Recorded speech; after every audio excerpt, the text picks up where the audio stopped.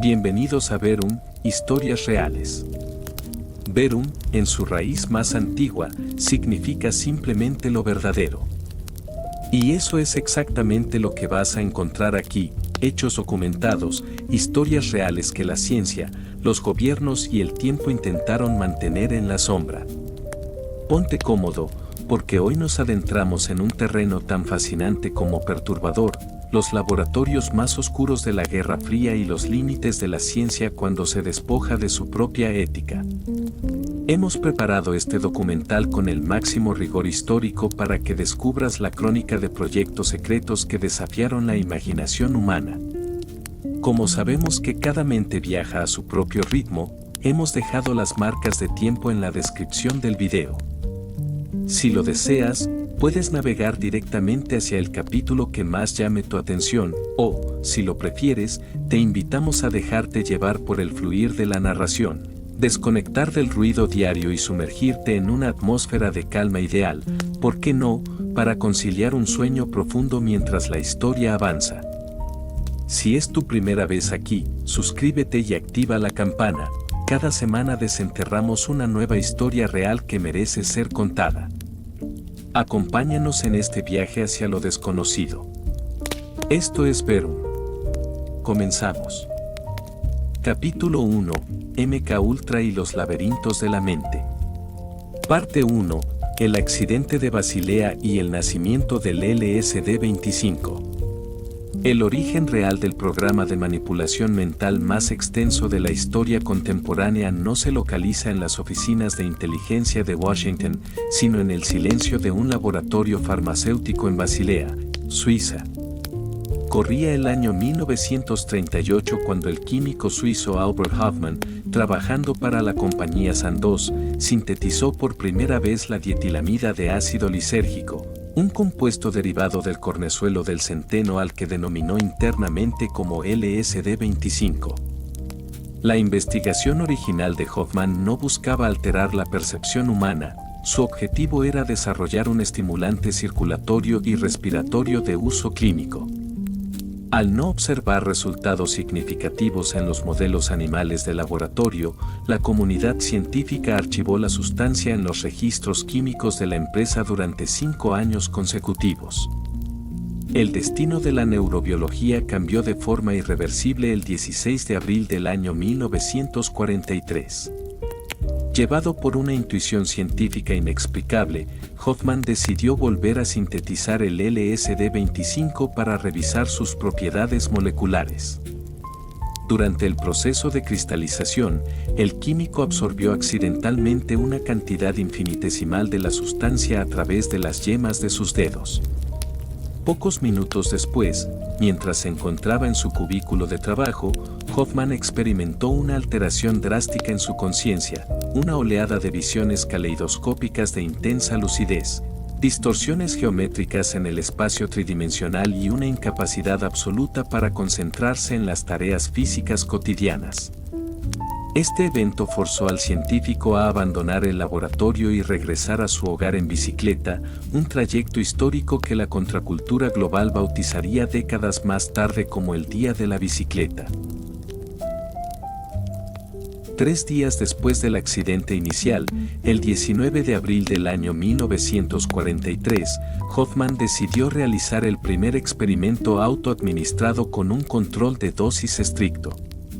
Consumió 250 microgramos de la sustancia, una cantidad que consideraba insignificante basándose en los estándares de otros compuestos químicos conocidos.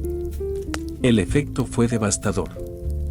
El científico experimentó la disolución completa de su propia identidad, una transformación del entorno donde su vecino parecía un demonio y los objetos estáticos cobraban vida propia.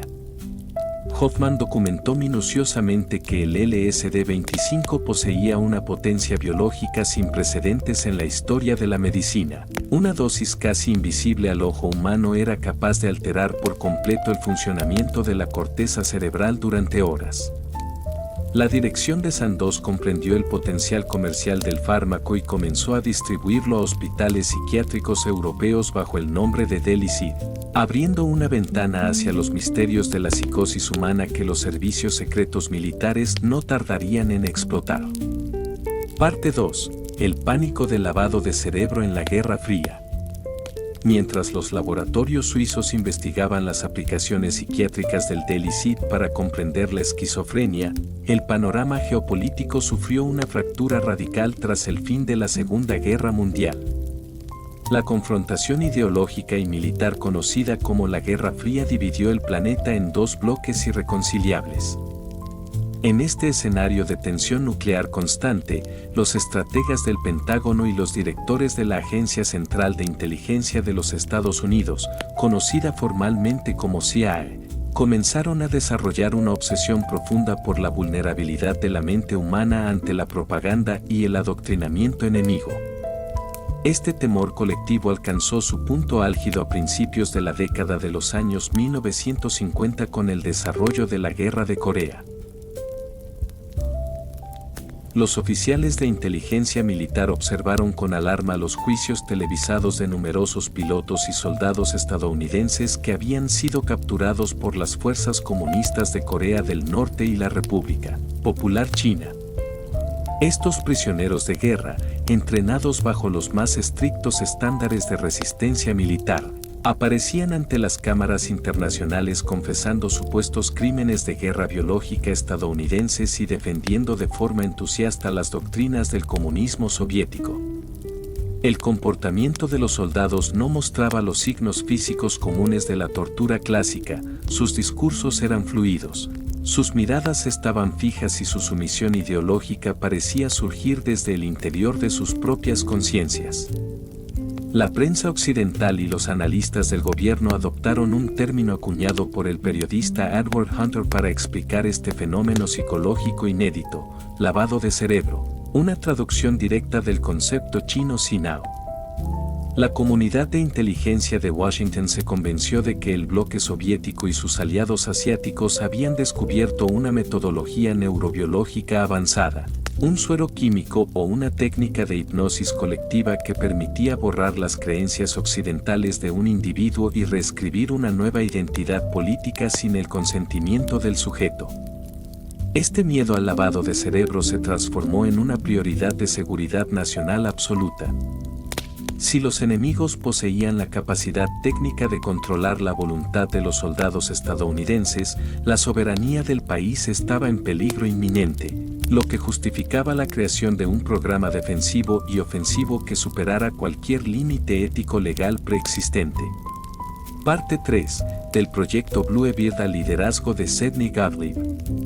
La respuesta inicial de la CIA ante el temor de la manipulación psicológica enemiga se estructuró en el año 1950 bajo el nombre de Proyecto Bluebeard. Este programa inicial tenía como objetivo evaluar si los métodos de interrogatorio aplicados por los regímenes dictatoriales europeos podían adaptarse para proteger la información de los agentes estadounidenses y extraer secretos de los espías capturados. Los primeros experimentos de Bluebeard incluyeron el uso combinado de amital de sodio, benzedrina e hipnosis en sujetos de prueba coreanos y sospechosos de espionaje en bases militares en Europa y Japón. Sin embargo, la dirección de la agencia consideró que los métodos de Bluebeard eran demasiado limitados y carecían del rigor científico necesario para competir con los avances que supuestamente realizaba la Unión Soviética. En el año 1951, el proyecto Bluebeard fue rebautizado como Proyecto Artichoke, ampliando su enfoque hacia la búsqueda activa de sustancias químicas que pudieran inducir la amnesia total en los sujetos de interrogatorio. A pesar del cambio de nombre, la estructura burocrática seguía siendo lenta. Todo cambió de forma definitiva en el año 1953, cuando el director de la CIA, Alan Dulles, decidió unificar todos los esfuerzos de investigación psíquica en una sola división clandestina de máxima prioridad. Dulles otorgó la autorización legal interna para el nacimiento de MKUltra el 13 de abril de ese mismo año. y seleccionó al químico farmacéutico Sidney Gottlieb para dirigir la división de personal químico de la agencia. Sidney Gottlieb era un personaje contradictorio, un hombre aquejado de tartamudez y cojera que vivía en una granja ecológica aislada, pero que poseía una mente matemática y fría dedicada por completo al estudio de los venenos, las toxinas y la destrucción de la psique humana. Gottlieb comprendió de inmediato que los laboratorios convencionales del ejército en Fort Detrick eran insuficientes para la magnitud del proyecto. Su plan requería la infiltración silenciosa de la ciencia civil. Bajo su liderazgo directo, la CIA comenzó a inyectar fondos económicos masivos en las cátedras de psicología y neurobiología de las universidades más prestigiosas del continente, utilizando fundaciones benéficas falsas como intermediarias para ocultar el origen militar del dinero. Gottlieb vio en el LSD-25 la sustancia descubierta por Hoffman en Basilea, la herramienta científica definitiva que la inteligencia estadounidense había estado buscando para dominar los laberintos de la mente humana. Parte 4. El monopolio del ácido y las primeras inoculaciones clandestinas. El despliegue operativo diseñado por Sidney Gottlieb para el proyecto MKUltra requería, antes de cualquier ensayo a gran escala, el control absoluto de la materia prima. Hacia principios de la década de los años 1950, la compañía farmacéutica Sandoz, con sede en Suiza, era la única entidad biotecnológica en el planeta capaz de sintetizar la dietilamida de ácido lisérgico con un grado de pureza farmacológica óptimo. Gottlieb descubrió con profunda preocupación que los servicios secretos de la Unión Soviética también habían intentado adquirir lotes masivos de Delicit directamente en Basilea. Ante la posibilidad inminente de que el bloque comunista acaparara la producción mundial del alucinógeno, la Agencia Central de Inteligencia intervino a través de canales diplomáticos y financieros encubiertos. En el año 1953, emisarios de la inteligencia estadounidense se reunieron en secreto con los directores ejecutivos de Sandoz en Europa. Utilizando identidades corporativas falsas y bajo la apariencia de una investigación psiquiátrica civil masiva financiada por fundaciones médicas estadounidenses, la agencia cerró un acuerdo de distribución preferencial. La CIA se comprometió a comprar toda la producción disponible de LSD-25, asegurando un suministro constante de miles de dosis mensuales y bloqueando cualquier intento de exportación hacia los países del Pacto de Varsovia. No obstante, Gottlieb consideraba que depender de una infraestructura europea en tiempos de guerra geopolítica representaba un riesgo estratégico intolerable. Por ello, comisionó de forma confidencial a los laboratorios farmacéuticos estadounidenses Eli Lilly para que analizaran la estructura molecular del Delicit y desarrollaran un método de síntesis química independiente dentro de las fronteras de los Estados Unidos, logrando replicar con éxito la fórmula secreta de Albert Hofmann hacia mediados del año 1954. Con el suministro logístico asegurado y el monopolio químico en sus manos, la división de personal químico de la agencia inició la fase de pruebas biológicas en seres humanos. Los primeros experimentos se caracterizaron por una transgresión absoluta de la ética médica contemporánea. Gottlieb y su equipo de científicos comenzaron inoculando la sustancia a los propios miembros de la agencia y a personal militar de rango inferior. La lógica interna del subprograma era radicalmente fría. Los investigadores debían experimentar los efectos del LSD-25 en sus propios cuerpos para comprender la magnitud de la alteración cognitiva que pretendían infligir a sus enemigos. Estas sesiones iniciales, realizadas en habitaciones cerradas de hoteles y en los laboratorios de Fort Detrick, a menudo se transformaban en escenarios caóticos donde analistas militares sufrían delirios de persecución graves y colapsos psicológicos que duraban días. El incidente más trágico y documentado de esta primera fase experimental ocurrió en noviembre del año 1953. Durante una reunión de trabajo rutinaria en un refugio de montaña en Deep Creek Lake, Maryland, Sidney Gottlieb vertió una dosis masiva de LSD-25 en las copas de licor de varios científicos del ejército sin su conocimiento previo. Entre los presentes se encontraba Frank Olsen, un brillante bioquímico especializado en la investigación de armas biológicas y aerosoles patógenos.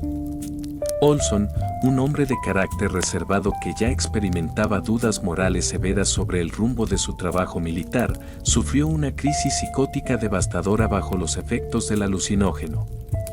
La disolución de su realidad racional, provocada por la intoxicación química forzada, lo sumergió en una paranoia profunda donde creía que sus propios compañeros intentaban asesinarlo. Tras varios días de agonía psicológica y sin recibir una intervención médica psiquiátrica real por parte de la agencia, que temía una filtración de seguridad nacional, Olson fue trasladado a la ciudad de Nueva York bajo la custodia de agentes federales para ser evaluado en un entorno seguro. La noche del 28 de noviembre del año 1953, en una habitación del piso 13 del Hotel Statler en Manhattan, Frank Olsen atravesó la ventana cerrada de vidrio y cayó al vacío, impactando contra el pavimento de la calle.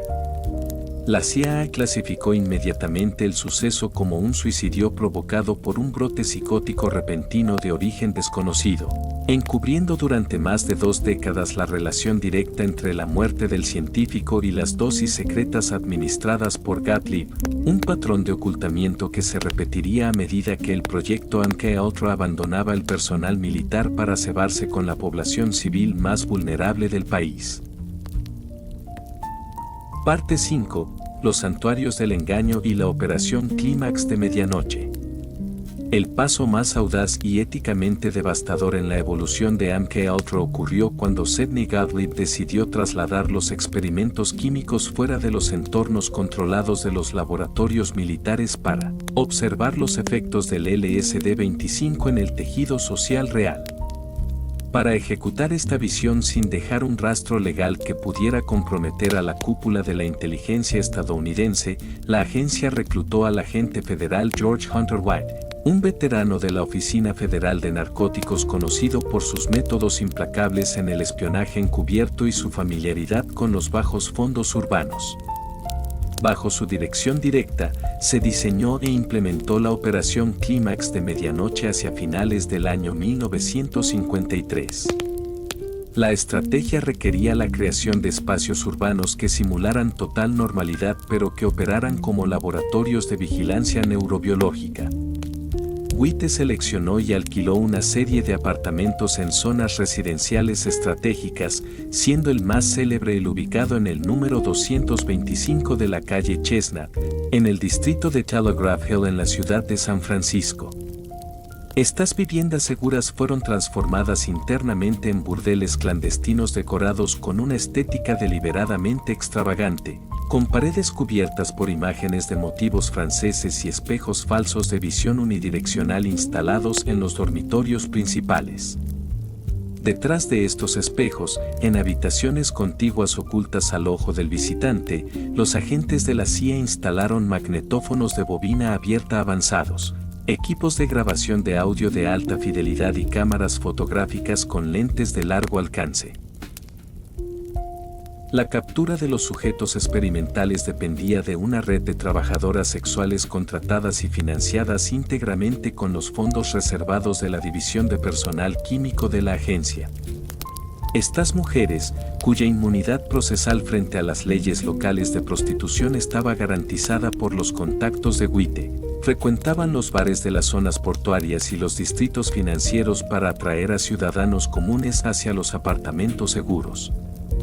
Las víctimas no eran seleccionadas al azar, los operativos buscaban preferentemente a hombres pertenecientes a minorías sociales, trabajadores de clase baja o individuos con vidas estables cuyos testimonios futuros carecieran de credibilidad institucional si alguna vez intentaban denunciar los hechos. Una vez que el ciudadano ingresaba al dormitorio del apartamento, la colaboradora de la agencia procedía a administrarle de forma secreta una dosis masiva de dietilamida de ácido lisérgico.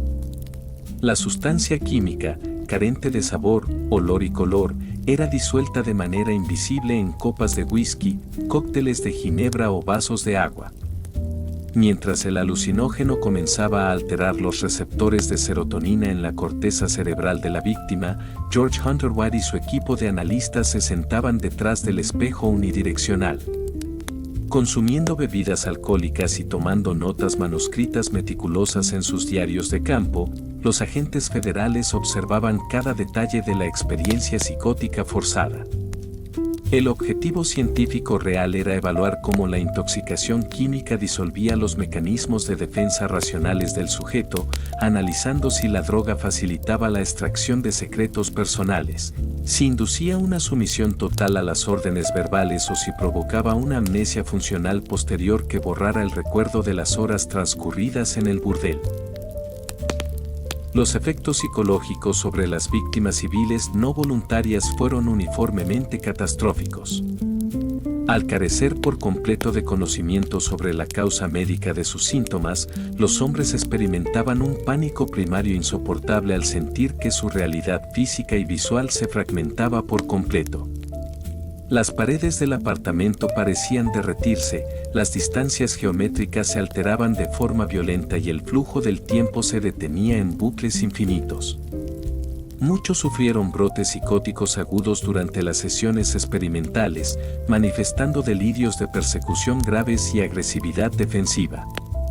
Tras ser expulsados de los apartamentos una vez concluidos los efectos inmediatos de la droga, las secuelas continuaban destrozando sus vidas cotidianas. Numerosos ciudadanos sufrieron episodios de flashbacks alucinatorios recurrentes, depresión clínica profunda e insomnio crónico severo durante años, viéndose incapacitados para buscar ayuda médica profesional debido al inmenso estigma social de la época y al temor generalizado de ser declarados dementes e internados de forma permanente en instituciones psiquiátricas del Estado.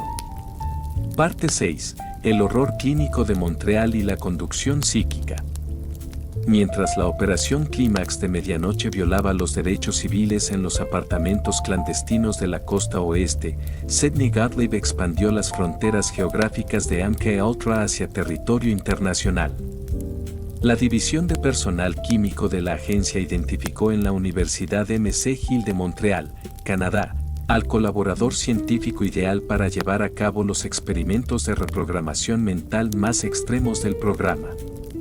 Se trataba del Dr. Donald Ewan Cameron, un psiquiatra de enorme prestigio global que en ese momento histórico presidía la Asociación Psiquiátrica Americana y que posteriormente lideraría la Asociación Psiquiátrica Mundial. Cameron operaba desde el Instituto Allen Memorial, una clínica psiquiátrica de vanguardia que se convirtió, entre los años 1957 y 1964, en un laboratorio de tortura médica financiado en secreto por la CIA a través de la Sociedad para el Estudio de la Ecología Humana. La teoría psiquiátrica de Cameron difería radicalmente de los métodos terapéuticos tradicionales. Él creía firmemente que la mente de un paciente con esquizofrenia o depresión severa podía ser borrada por completo como si fuera una pizarra limpia, para luego reconstruir una nueva personalidad sana desde los cimientos biológicos. A este proceso bidireccional lo denominó despatronamiento y conducción psíquica. Las víctimas de estos experimentos no eran espías extranjeros ni soldados en tiempos de guerra, sino ciudadanos comunes, en su gran mayoría mujeres canadienses que acudían al instituto buscando tratamiento médico para trastornos de ansiedad leves, depresión posparto o problemas de adaptación social cotidianos. Sin saberlo, estas personas ingresaban a un régimen de confinamiento absoluto donde se convertían en cobayas humanas de la inteligencia militar estadounidense. La primera fase del protocolo de Cameron, el despatronamiento, consistía en desmantelar la estructura cognitiva y los recuerdos del paciente utilizando 3 metodologías combinadas de una violencia biológica inaudita. En primer lugar, el psiquiatra introducía a los sujetos en un estado de coma artificial inducido por mezclas masivas de fármacos sedantes como el amital de sodio, el largactil y la clorpromacina. Los pacientes permanecían en este sueño químico forzado durante periodos que oscilaban entre los 15 y los 86 días consecutivos, despertando únicamente breves minutos al día para recibir alimentación básica a través de sondas gástricas. En segundo lugar, durante este periodo de postración, Cameron aplicaba la terapia electroconvulsiva en dosis masivas que superaban entre 30 y 40 veces los límites de seguridad médica establecidos en la época.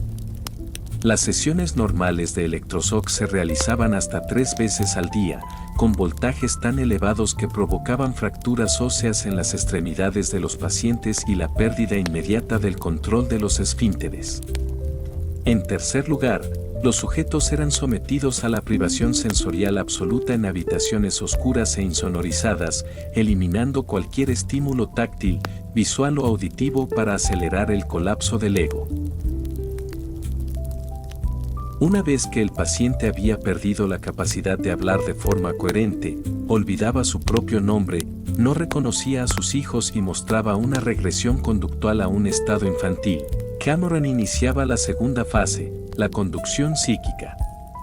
El método consistía en colocar cascos de audio modificados y fijados mecánicamente a las cabezas de las víctimas para forzarlas a escuchar un mensaje grabado en bucle continuo durante 16 o 20 horas al día. Estas grabaciones repetían frases cortas de carácter negativo sobre los traumas personales del paciente o instrucciones conductuales específicas que debían ser asimiladas por el cerebro dañado. Algunos sujetos escucharon la misma frase grabada un total de 1 millón de veces a lo largo de varias semanas de confinamiento ininterrumpido. Las consecuencias neurológicas y humanas de estos tratamientos fueron irreversibles y devastadoras.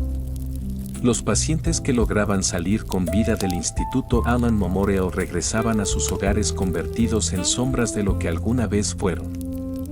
Muchos habían perdido de forma permanente los recuerdos de su infancia, eran incapaces de leer o escribir, no recordaban cómo vestirse por sí mismos y sufrían de amnesia retrógrada total. El Dr. Cameron documentó estos avances clínicos en informes confidenciales enviados directamente a la oficina de Sidney Gottlieb, argumentando que la destrucción total de la memoria era un paso intermedio necesario antes de perfeccionar la técnica de reprogramación mental, dejando una estela de familias destruidas y cerebros dañados que la historia de la medicina tardaría décadas en asimilar y que el gobierno estadounidense intentaría enterrar bajo toneladas de documentos clasificados. Establecemos el flujo de redacción para la parte 7 del capítulo 1, manteniendo el volumen masivo, la microcronología y el tono premium de documental de investigación histórica. Todas las fechas y cantidades numéricas continúan escribiéndose estrictamente con letras. Parte 7. La quema de archivos y el despertar de la Comisión Church. El ocaso del proyecto MKUltra comenzó a gestarse a principios de la década de los años 1970, cuando el clima político dentro de los Estados Unidos sufrió una transformación radical. El escándalo de Watergate y la creciente desconfianza ciudadana hacia las operaciones encubiertas del gobierno forzaron a la Agencia Central de Inteligencia a una reevaluación interna de sus programas más oscuros. Sidney Gottlieb, el arquitecto químico del control mental, se retiró de su cargo en la agencia en el año 1973, consciente de que los vientos de fiscalización democrática amenazaban con exponer 2 décadas de abusos médicos y violaciones sistemáticas de los derechos humanos. Antes de abandonar su despacho de forma definitiva, Gottlieb y el entonces director de la CIA, Richard Helms, tomaron una decisión conjunta que obstaculizaría la búsqueda de la verdad histórica durante generaciones. En el año 1973, Helms emitió una orden interna de máxima prioridad destinada a la destrucción total e inmediata de todos los registros documentales relacionados con MKUltra. Miles de carpetas médicas, informes de laboratorio, cintas magnetofónicas de la Operación Clímax de medianoche y recibos financieros que vinculaban a 86 instituciones académicas con la agencia fueron arrojados a los incineradores industriales del cuartel general de Langley. El objetivo era diáfano: borrar de la historia cualquier prueba jurídica reproducible que pudiera incriminar a los oficiales federales en tribunales locales o internacionales. Helms y Gottlieb creyeron haber enterrado el secreto para siempre, ignorando que un error burocrático en la sección de contabilidad de la agencia mantendría a salvo una pequeña caja con miles de páginas de registros financieros mal clasificados. La verdad comenzó a emerger de las sombras en el año 1975. Tras una serie de filtraciones periodísticas publicadas por el diario The New York Times que denunciaban actividades de espionaje ilegal y experimentación con ciudadanos dentro del territorio estadounidense, el Senado de los Estados Unidos constituyó un comité especial de investigación.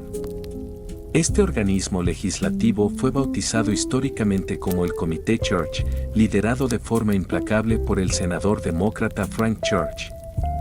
Los investigadores del Parlamento iniciaron una serie de audiencias públicas televisadas que paralizaron a la opinión pública de la nación, obligando a antiguos directores de agencias, psiquiatras y militares a declarar bajo juramento sobre las actividades secretas de la Guerra Fría.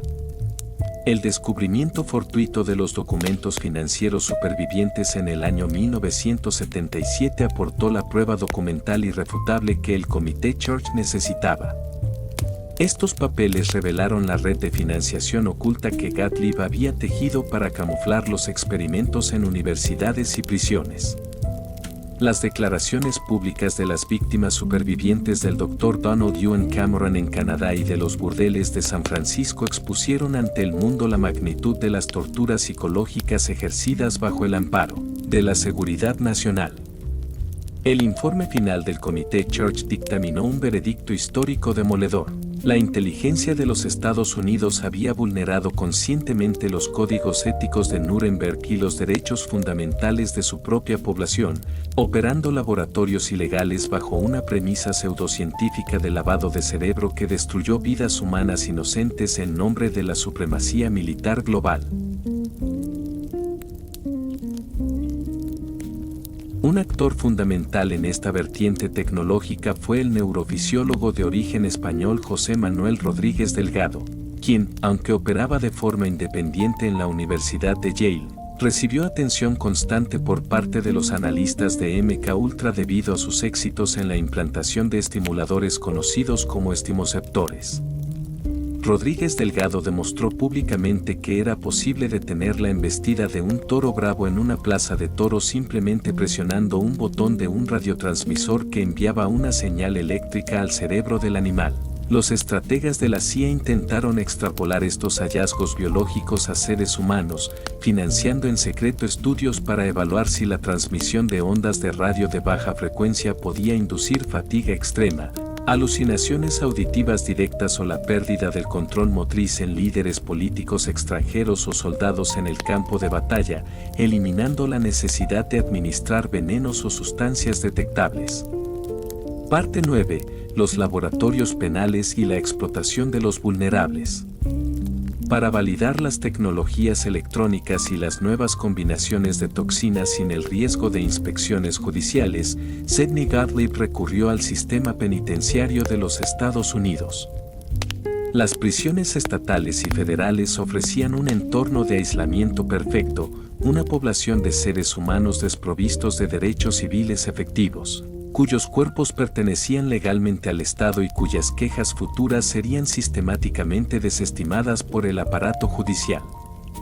Dos centros penitenciarios se convirtieron en los escenarios más oscuros de esta fase operativa, la prisión de Olmesburg en Filadelfia y el Centro Médico Penal de Vacaville en California.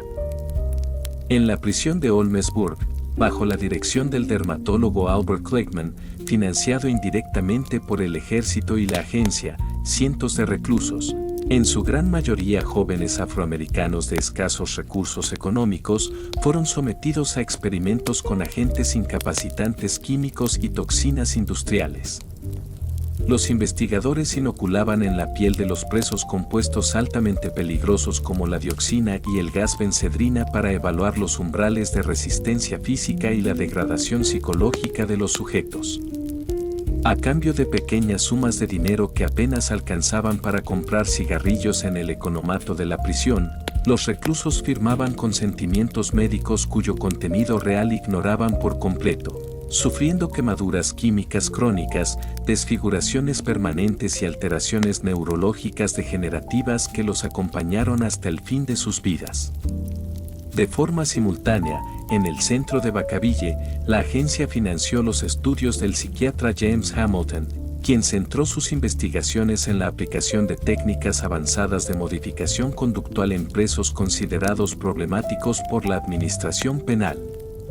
En este recinto, se aplicaron dosis extremas de una droga denominada anectina, un derivado del curare que provoca la parálisis total de los músculos esqueléticos, incluyendo los músculos respiratorios, mientras el sujeto permanece en un estado de lucidez absoluta.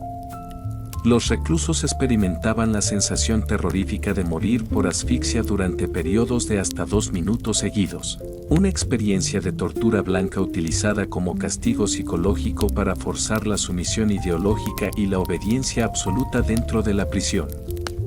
Estas prácticas demostraron que MKUltra había dejado de ser una investigación defensiva contra el comunismo para transformarse en un sistema de dominación y experimentación biomédica sin precedentes en la historia de las democracias occidentales. Parte 10. El Centro de Investigación de la Adicción en Lexington.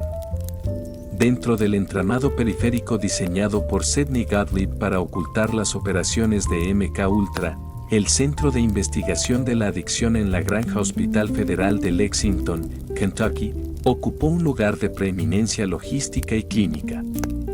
Este recinto hospitalario, fundado originalmente en la década de los años 1930 para el tratamiento voluntario de personas con adicciones severas a los opiáceos, fue infiltrado por la División de Personal Químico de la agencia a mediados del año 1953. La dirección médica del centro estaba a cargo del Dr. Harris Esbal, un reputado farmacólogo que aceptó financiar sus investigaciones con fondos encubiertos de la inteligencia militar a cambio de un suministro ininterrumpido de sustancias prohibidas y total libertad para diseñar protocolos experimentales sin supervisión de comités éticos externos. La metodología implementada por el Dr. Isbell en Lexington se basaba en la explotación de la vulnerabilidad física y psicológica de los internos en proceso de desintoxicación. Los sujetos de estudio eran, en su inmensa mayoría, ciudadanos afroamericanos de entornos urbanos marginales que habían sido recluidos por delitos menores de posesión de estupefacientes. Isbell ofrecía a estos pacientes un trato faustiano, a cambio de participar en ensayos médicos cuyos componentes químicos desconocían por completo. La institución les recompensaba administrándoles heroína pura o morfina de alta calidad una vez concluidas las sesiones de experimentación. Para los internos que sufrían el dolor agudo del síndrome de abstinencia forzada, esta oferta se convertía en una trampa biológica irresistible de la que era imposible escapar. Los experimentos de Isbell se centraron en medir los límites absolutos de la tolerancia humana al LSD-25 y a otros compuestos psicotrópicos exóticos suministrados por Gottlieb. En uno de los casos más extremos documentados en las actas financieras supervivientes del año 1956, el Dr. Isbell seleccionó a un grupo de 7 reclusos sanos y les administró dosis crecientes de dietilamida de ácido lisérgico durante 77 días consecutivos. El objetivo científico no era terapéutico, sino puramente militar. La agencia deseaba comprobar si el cerebro humano sufría un daño orgánico permanente o una disolución irreversible de la memoria a largo plazo tras una exposición química ininterrumpida de más de 2 meses. Los reclusos pasaron semanas sumergidos en un estado de terror psicótico continuo, sufriendo taquicardias severas, hipertermia y alucinaciones visuales espantosas que destrozaron sus sistemas nerviosos centrales de por vida, mientras Isbell registraba los datos clínicos en informes clasificados que demostraban cómo el sistema médico público estadounidense se había transformado en un brazo ejecutor del espionaje militar. Parte 11. Las sombras del abuso infantil y el fin del laberinto. La fase más oscura, controvertida y éticamente intolerable de las investigaciones asociadas al control mental involucra las denuncias y registros parciales sobre la inclusión de menores de edad en los protocolos de experimentación neurobiológica. A pesar de la destrucción masiva de archivos ejecutada por Richard Helms en el año 1903, diversos testimonios presentados ante el Comité Church en el año 1975 y demandas legales posteriores revelaron que los tentáculos de MK Ultra alcanzaron a los sectores más indefensos de la sociedad civil, incluyendo orfanatos, reformatorios juveniles y clínicas psiquiátricas infantiles financiadas con fondos públicos. Uno de los focos de mayor sospecha histórica se localiza en las investigaciones del Dr. Loretta Vander, una psiquiatra infantil que operaba en el Hospital Bellevue de la ciudad de Nueva York durante las décadas de los años 1950 y 1960. Vander, cuyos estudios recibieron atención y financiación indirecta por parte de fundaciones asociadas a la agencia, implementó tratamientos masivos e indiscriminados con LSD-25 y psilocibina en niños diagnosticados de forma ambigua con autismo infantil o esquizofrenia temprana. Los menores, algunos de ellos con edades comprendidas entre los 6 y los 12 años, recibían dosis químicas diarias durante semanas bajo la hipótesis de que las sustancias psicodélicas podían acelerar el desarrollo del lenguaje y corregir las conductas desviadas. Los informes médicos detallan que los niños experimentaban un pánico indescriptible, manifestando incapacidad para reconocer su propio cuerpo y sufriendo regresiones conductuales profundas que agravaban sus patologías originales de forma permanente. Asimismo, las investigaciones paralelas sobre el subproyecto número 68 expusieron cómo la agencia colaboró con instituciones destinadas al cuidado de huérfanos con el fin de evaluar si las técnicas de privación sensorial extrema y el confinamiento en cunas de aislamiento acústico total podían alterar los patrones de personalidad antes de que el ego infantil se consolidara por completo. La lógica de los estrategas de la inteligencia militar contemplaba que un individuo cuya mente hubiera sido fracturada desde la infancia temprana poseería una predisposición biológica óptima para la implantación de identidades operativas secundarias, convirtiéndose en el agente perfecto incapaz de traicionar a sus controladores. Aunque la destrucción de las carpetas originales impidió al Comité Church procesar judicialmente a los científicos involucrados en estas prácticas con menores, las secuelas clínicas documentadas en los supervivientes y la brutalidad intrínseca de los ensayos sellaron el destino moral de MK Ultra, transformando este capítulo de la Guerra Fría en el recordatorio más severo de cómo el pánico geopolítico institucionalizado puede empujar a una superpotencia democrática a devorar la integridad física y mental de sus propios ciudadanos. Capítulo 2. El proyecto Delfín y los límites de la conciencia. Parte 1. La neuroanatomía del cetáceo y la obsesión de John Cunningham Lilly.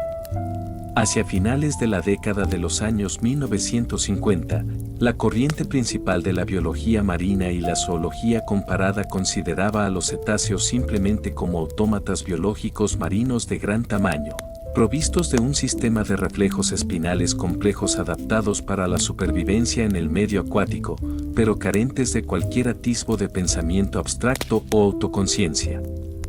Esta percepción científica ortodoxa sufrió un impacto sísmico cuando el neurofisiólogo estadounidense John Cunningham Lilly comenzó a publicar los resultados de sus minuciosas investigaciones en los laboratorios de salud mental de Bethesda, Maryland. Lilly, un científico de formación rigurosa que había diseñado metodologías pioneras para registrar la actividad eléctrica cortical mediante la implantación de electrodos múltiples en simios vivos, desvió su atención hacia el delfín mular, denominado en la taxonomía zoológica como Tursiops truncatus. El punto de inflexión se produjo durante una serie de disecciones anatómicas de urgencia realizadas en el año 1955.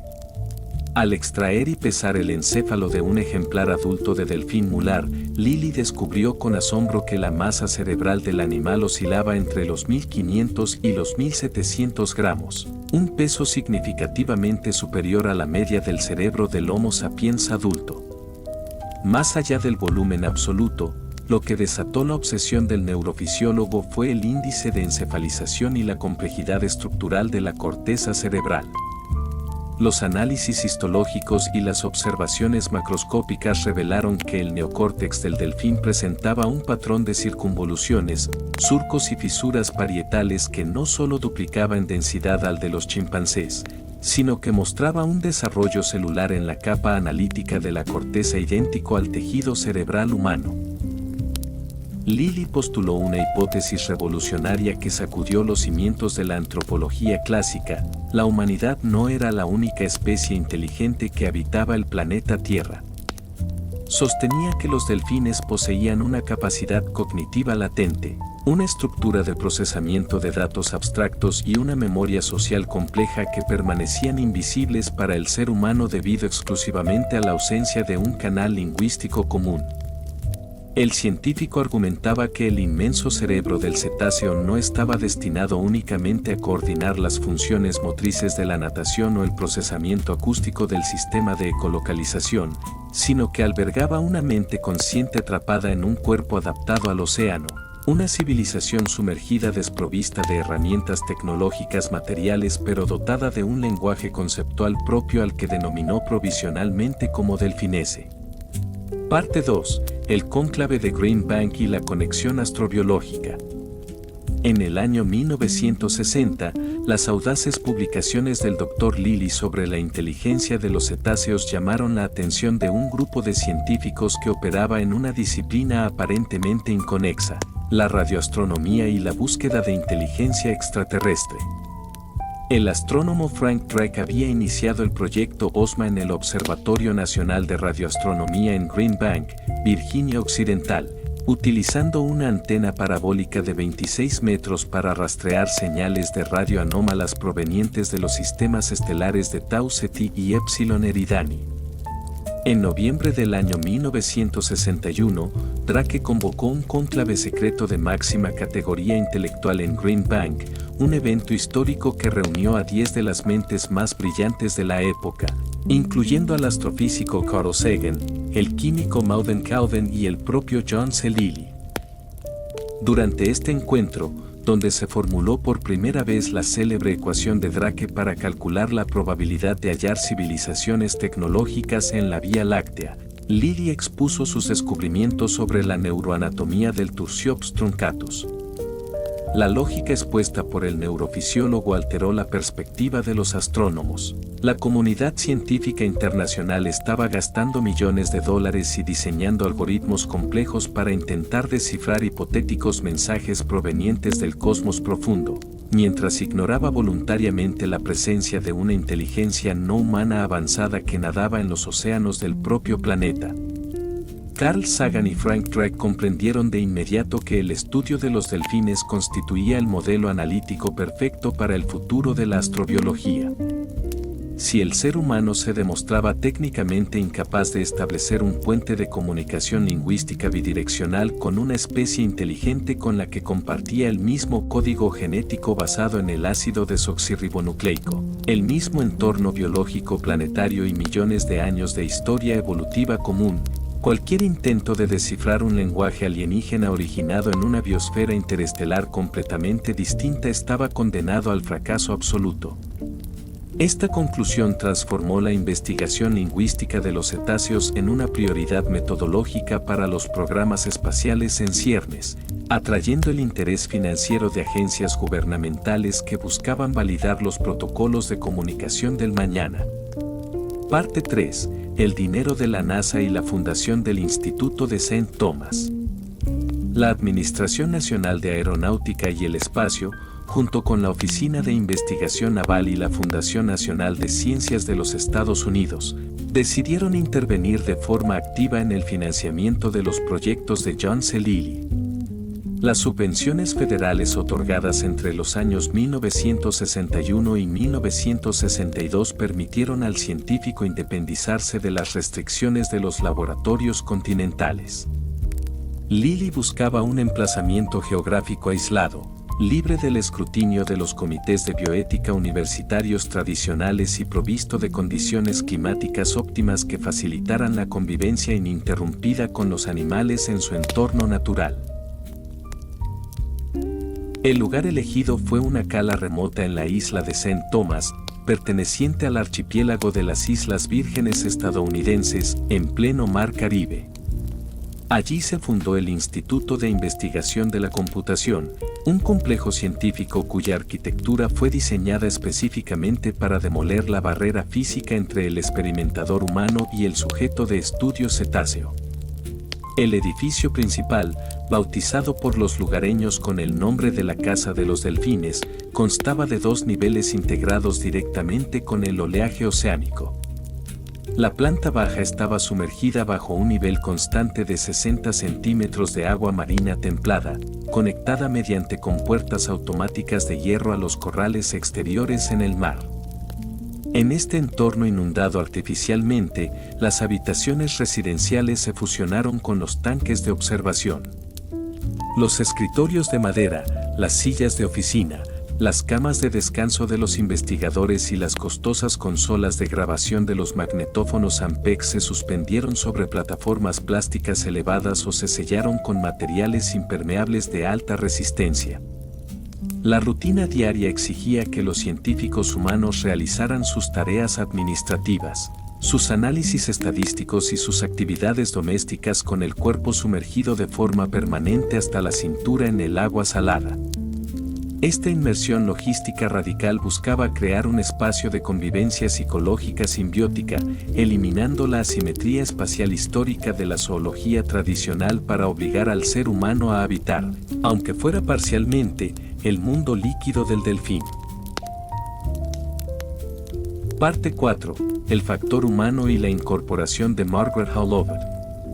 El desarrollo de las investigaciones lingüísticas en el Instituto de Investigación de la Computación de St. Thomas dio un giro metodológico drástico en el año 1963. Hasta ese momento, las interacciones entre los científicos y los cetáceos estaban mediadas por rigurosos pero distantes protocolos de laboratorio que priorizaban el análisis computacional de las señales acústicas ultrasónicas. John C. Lilly comenzó a sospechar que el formalismo matemático de sus ingenieros bloqueaba la naturaleza social del aprendizaje del lenguaje.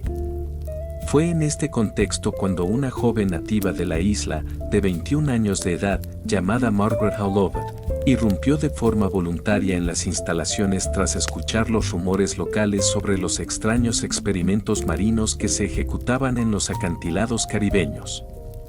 Margaret Haulover carecía por completo de títulos académicos en biología marina, medicina veterinaria o psicología conductual. Su experiencia laboral previa se reducía a labores básicas de secretariado y asistencia administrativa. Sin embargo, poseía una cualidad psicológica que llamó de inmediato la atención de Lilly, una capacidad de observación empática fenomenal y una mente libre de los sesgos teóricos del conductismo estricto de la época. Mientras que los científicos varones del instituto veían a los animales como sistemas de procesamiento de datos que debían ser estimulados mediante premios y castigos mecánicos, Margaret se sentaba durante horas en las pasarelas de madera simplemente a observar las dinámicas afectivas y los patrones de juego de los ejemplares capturados. El complejo albergaba en ese periodo a 3 delfines mulares adultos extraídos de las aguas costeras de Florida, 2 hembras maduras bautizadas como Sisi y Pamela, y un macho joven en plena etapa de desarrollo biológico y maduración cognitiva al que llamaron Peter.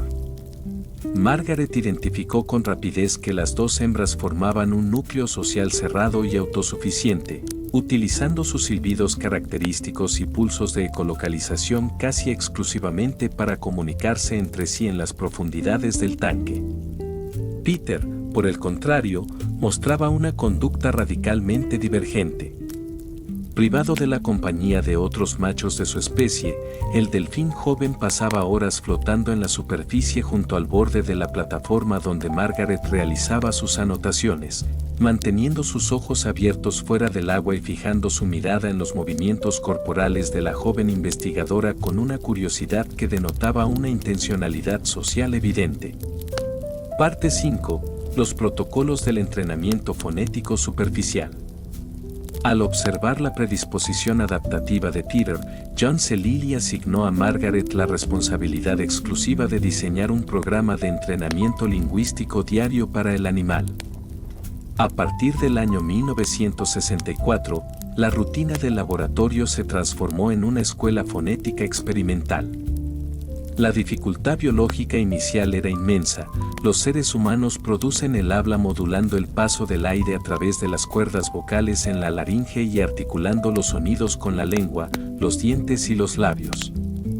Los delfines, por su parte, carecen de cuerdas vocales funcionales y emiten sus señales acústicas mediante la manipulación de 3 pares de sacos de aire ubicados debajo de su espiráculo, el orificio respiratorio superior situado en la corona de su cabeza. Margaret comprendió que para establecer un diálogo era necesario que Peter aprendiera a emitir sonidos en el medio aéreo, rompiendo su tendencia natural a vocalizar bajo el agua. La investigadora se sentaba en el borde de la plataforma inundada, colocaba su rostro a escasos centímetros del espiráculo del delfín y comenzaba a pronunciar sílabas inglesas simples con una entonación exagerada. La respuesta de Peter fue un hito en la zoología comparada. El animal aprendió a emitir un chorro de burbujas y aire pulverizado a través del espiráculo modificado, logrando generar un sonido agudo y chirriante que imitaba de forma burda pero reconocible el ritmo, el número de sílabas y la cadencia de las palabras humanas. Los registros magnetofónicos archivados durante el año 1964 demuestran que Peter intentaba adaptar su aparato respiratorio para replicar palabras complejas. Margaret dedicaba 3 horas diarias a la repetición sistemática de la palabra hello, logrando que el cetáceo respondiera con una aproximación acústica que los analistas de espectrogramas clasificaron como un intento deliberado de copia fonética. Para facilitar el proceso, la investigadora pintaba sus propios labios con lápiz labial de color rojo intenso y aplicaba pintura blanca alrededor de su boca, permitiendo que Peter observara el contraste visual de los movimientos musculares faciales desde el agua. El delfín llegó a modular sus emisiones para responder a los conteos numéricos del 1 al 3 y a pronunciar su propio nombre abreviado, un avance que convenció a Lilly de que estaban a punto de quebrar la barrera de la incomunicación entre especies, empujando el experimento hacia un escenario de confinamiento doméstico absoluto sin precedentes en la ciencia moderna. Parte 6. La coexistencia ininterrumpida y la arquitectura del aislamiento. Hacia la primavera del año 1965, Margaret Howlett llegó a una conclusión metodológica que alteraría por completo la estructura física del Instituto de St. Thomas. La investigadora constató que las sesiones de entrenamiento intermitentes de 3 horas diarias eran insuficientes para consolidar un bilingüismo real en el delfín mular Peter. Cada vez que caía la noche y el personal científico abandonaba las pasarelas para dormir en las áreas secas del piso superior, Peter regresaba a su entorno social cetáceo o quedaba sumergido en el silencio del tanque, lo que provocaba una regresión funcional en los avances fonéticos alcanzados durante el día. Para erradicar este obstáculo biológico, Margaret propuso a John C. Lilly un experimento de inmersión total, mudarse a vivir dentro del agua con el delfín las 24 horas del día, los 7 días de la semana, durante un periodo inicial de 3 meses consecutivos. La ejecución de esta propuesta exigió una remodelación radical de la planta baja de la Casa de los Delfines, transformando el laboratorio en un híbrido residencial y acuático único en la historia de la ciencia. Los ingenieros del complejo sellaron herméticamente los accesos hacia el exterior e instalaron láminas gruesas de espuma plástica impermeable en las paredes de hormigón para evitar las lesiones por impacto del animal. El nivel del agua marina filtrada se estabilizó de forma matemática en 45 centímetros, una profundidad suficiente para que Peter pudiera nadar y realizar sus giros biológicos con comodidad, pero lo bastante baja como para permitir que una humana adulta se desplazara caminando de rodillas o sentada sobre el suelo inundado. El espacio doméstico de Margaret se adaptó a las exigencias del entorno líquido. Se construyó una plataforma de descanso flotante cubierta con telas impermeables suspendida del techo mediante cables de acero, donde la investigadora podía dormir a escasos centímetros de la superficie del agua sin abandonar la habitación común. Los alimentos cotidianos se limitaron a raciones en conserva y productos deshidratados sellados al vacío que Margaret consumía sobre un escritorio de plástico flotante. Los aparatos de registro acústico y los micrófonos subacuáticos, conocidos como hidrófonos, se integraron en las esquinas del recinto, conectados de forma ininterrumpida a las consolas de cinta magnetofónica del piso superior para captar cada silbido, chasquido o intento de vocalización aérea emitido durante la noche. Este confinamiento doméstico absoluto generó una mutación psicológica profunda en ambos sujetos experimentales. Privada por completo del contacto físico con otros seres humanos, de la luz solar directa y de los estímulos visuales del mundo exterior, Margaret comenzó a experimentar una distorsión en su percepción sensorial, reorientando toda su atención afectiva e intelectual hacia los movimientos del cetáceo. Por su parte, Peter, aislado del contacto social con las hembras Sissy y Pamela, que permanecían en los corrales marinos exteriores, volcó toda su necesidad de interacción y juego hacia la figura de la investigadora, transformando el espacio inundado en un escenario de dependencia psicológica mutua donde las fronteras biológicas entre el observador humano y el animal comenzaron a disolverse de forma alarmante. Parte 7. La crisis biológica y el imperativo hormonal. El confinamiento hormónico en la planta baja de la Casa de los Delfines sufrió una fractura crítica hacia mediados del año 1965. La planificación metodológica de John C. Lilly y la paciencia inagotable de Margaret Howlover chocaron de frente contra una fuerza ineludible de la naturaleza, el desarrollo ontogénico del sujeto experimental. El delfín mular Peter, que hasta entonces había mostrado el comportamiento dócil y curioso de un individuo juvenil, alcanzó la etapa biológica de la madurez sexual. Este tránsito fisiológico desencadenó una tormenta hormonal masiva en el torrente sanguíneo del cetáceo, alterando de forma radical y peligrosa sus patrones de conducta diarios dentro del recinto aislado de St. Thomas. Los primeros síntomas de esta crisis se manifestaron a través de conductas de cortejo físico y reclamos de atención que rápidamente escalaron hacia la agresión territorial. Peter, un depredador marino que en ese momento superaba los 250 kilogramos de peso corporal y poseía una fuerza muscular inmensa, comenzó a utilizar su masa anatómica para dominar el espacio físico de la investigadora. El animal bloqueaba el paso de Margaret hacia la plataforma de descanso, frotaba su vientre y sus aletas pectorales con insistencia contra las piernas de la mujer en el agua superficial, y emitía chasquidos ultrasónicos y silbidos de alta frecuencia que los espectrogramas registraban como claros indicadores de una frustración psicológica severa. Las lecciones fonéticas diarias se volvieron imposibles de ejecutar. La capacidad de concentración del delfín se había desvanecido por completo, reemplazada por un instinto reproductivo insatisfecho y desbordado. La situación dentro del cuarto inundado se tornó insostenible y físicamente arriesgada. Margaret se encontraba atrapada en un dilema metodológico y de seguridad personal crítico. La solución estándar en cualquier institución de investigación zoológica tradicional habría sido trasladar temporalmente a Peter a los corrales exteriores de mar abierto para que interactuara y se apareara con las hembras maduras, Sissy y Pamela.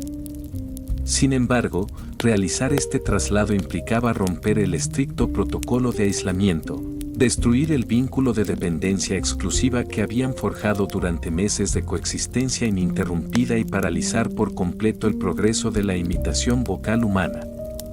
Frente a la inminencia de abortar el proyecto de comunicación interespecie o sufrir un accidente físico por aplastamiento en el agua, Margaret tomó una decisión operativa extremadamente controvertida que marcaría el legado ético de la investigación para siempre. Con una objetividad clínica sorprendente, la joven investigadora decidió integrar la satisfacción manual de las urgencias sexuales del delfín dentro de la rutina biológica del laboratorio. Según los diarios de campo desclasificados y las posteriores entrevistas concedidas por Margaret Howlother décadas después, este acto no poseía ninguna connotación romántica, perversa o emocional por su parte.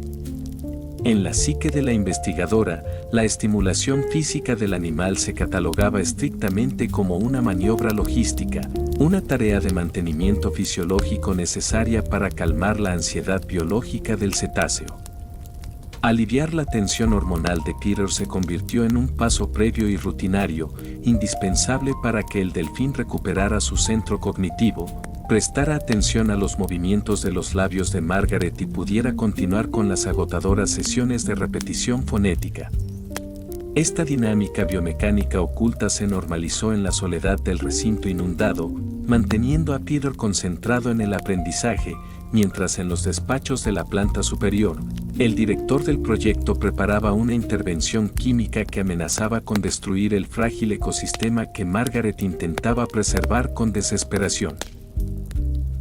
Parte 8.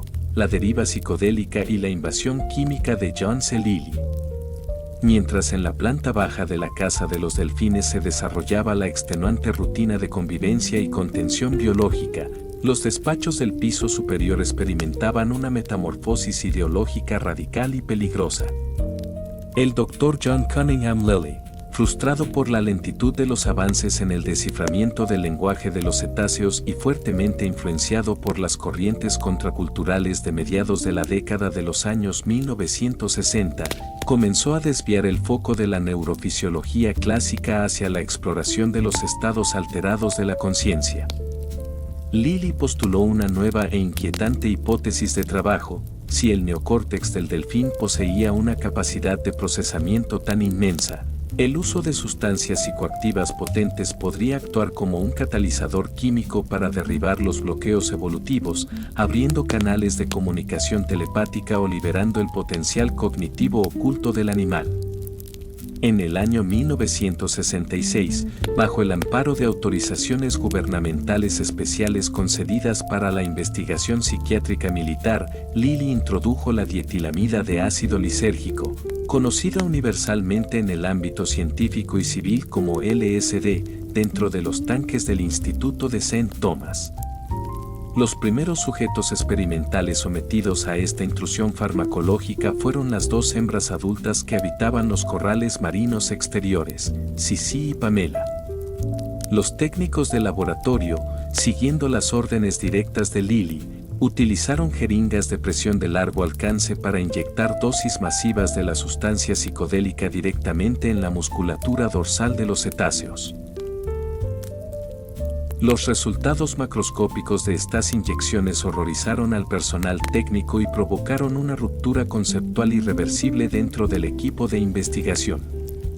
Lejos de manifestar una apertura lingüística o una hiperactividad comunicativa, el efecto de la dietilamida de ácido lisérgico sobre las hembras fue devastador y de una inmovilidad dantesca. Al entrar la sustancia en su torrente sanguíneo, el comportamiento social natural de Sissy y Pamela se congeló por completo. Las delfines entraron en un estado de catatonía inducida, flotando a la deriva en la superficie del agua marina con los espiráculos apenas abiertos, completamente indiferentes a los estímulos visuales, a la comida o a la presencia humana. El silencio acústico en los hidrófonos se volvió absoluto. Los animales cesaron por completo la emisión de chasquidos de ecolocalización y silbidos característicos, sumergiéndose en un abismo mental indescifrable mientras sus ojos fijos reflejaban un estado de shock neurológico profundo. Al percatarse del rumbo autodestructivo que tomaban los experimentos en el piso superior, Margaret Howlother inició una batalla administrativa y física desesperada para proteger al joven Peter de la invasión química de Lilly. La investigadora se atrincheró literalmente en el recinto inundado de la planta baja, trancándolas con puertas de hierro y prohibiendo el acceso a cualquier asistente que portara instrumental médico o viales farmacológicos. Margaret argumentaba con vehemencia que introducir LSD en el cerebro en desarrollo de Peter destruiría instantáneamente el frágil mapa de confianza conductual y el progreso fonético aéreo que habían construido con tanto sacrificio durante meses de aislamiento habitacional. Sin embargo, el control del laboratorio se le escapaba de las manos a una velocidad alarmante. La atmósfera científica del Instituto de St. Thomas se corrompió de forma definitiva. Atraídos por la fama mística que Lilly comenzaba a cosechar en los círculos académicos alternativos, el centro de investigación comenzó a llenarse de figuras ajenas a la ciencia, filósofos, místicos autoproclamados y entusiastas de las drogas psicodélicas que deambulaban por las pasarelas superiores, mientras el propio Lilly experimentaba consigo mismo inyectándose dosis elevadas de la sustancia dentro de tanques de aislamiento sensorial contiguos.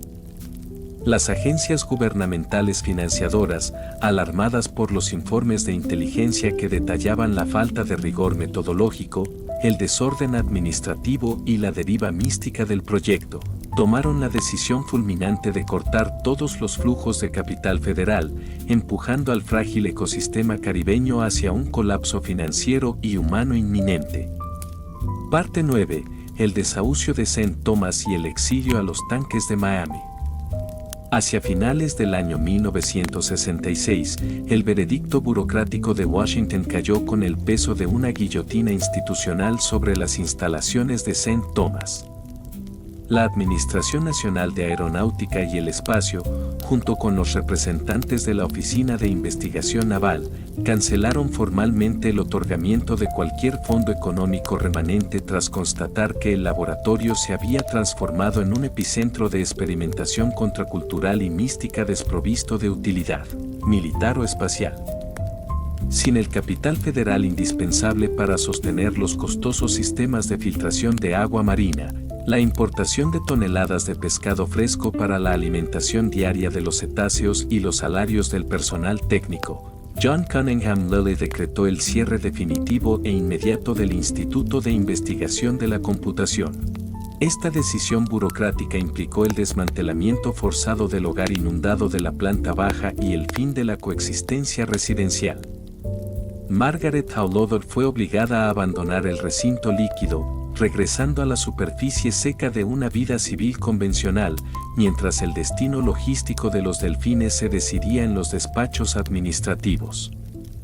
Las dos hembras adultas, Sissy y Pamela, fueron reubicadas en centros marinos abiertos, pero el joven Peter, debido a su extrema dependencia conductual hacia los seres humanos y a su falta de adaptación a las dinámicas de los grupos salvajes, fue donado a los laboratorios privados que Lilly mantenía en un edificio industrial en la ciudad de Miami, Florida. El traslado de Peter se ejecutó mediante un operativo de transporte traumático que fracturó los cimientos neurobiológicos del animal. Extraído de la cala caribeña de St. Thomas, donde disfrutaba de la luz solar directa, las corrientes marinas naturales y la presencia constante de Margaret, el delfín fue confinado en una caja de transporte sellada y trasladado por vía aérea hacia el continente. Al llegar a su destino en Miami, Peter fue depositado en un tanque de retención artificial de dimensiones extremadamente reducidas, construido con paredes de hormigón gris oscuro y ubicado en el interior de un almacén techado carente de ventanas y expuesto de forma continua al zumbido monótono de los motores eléctricos de los purificadores de agua.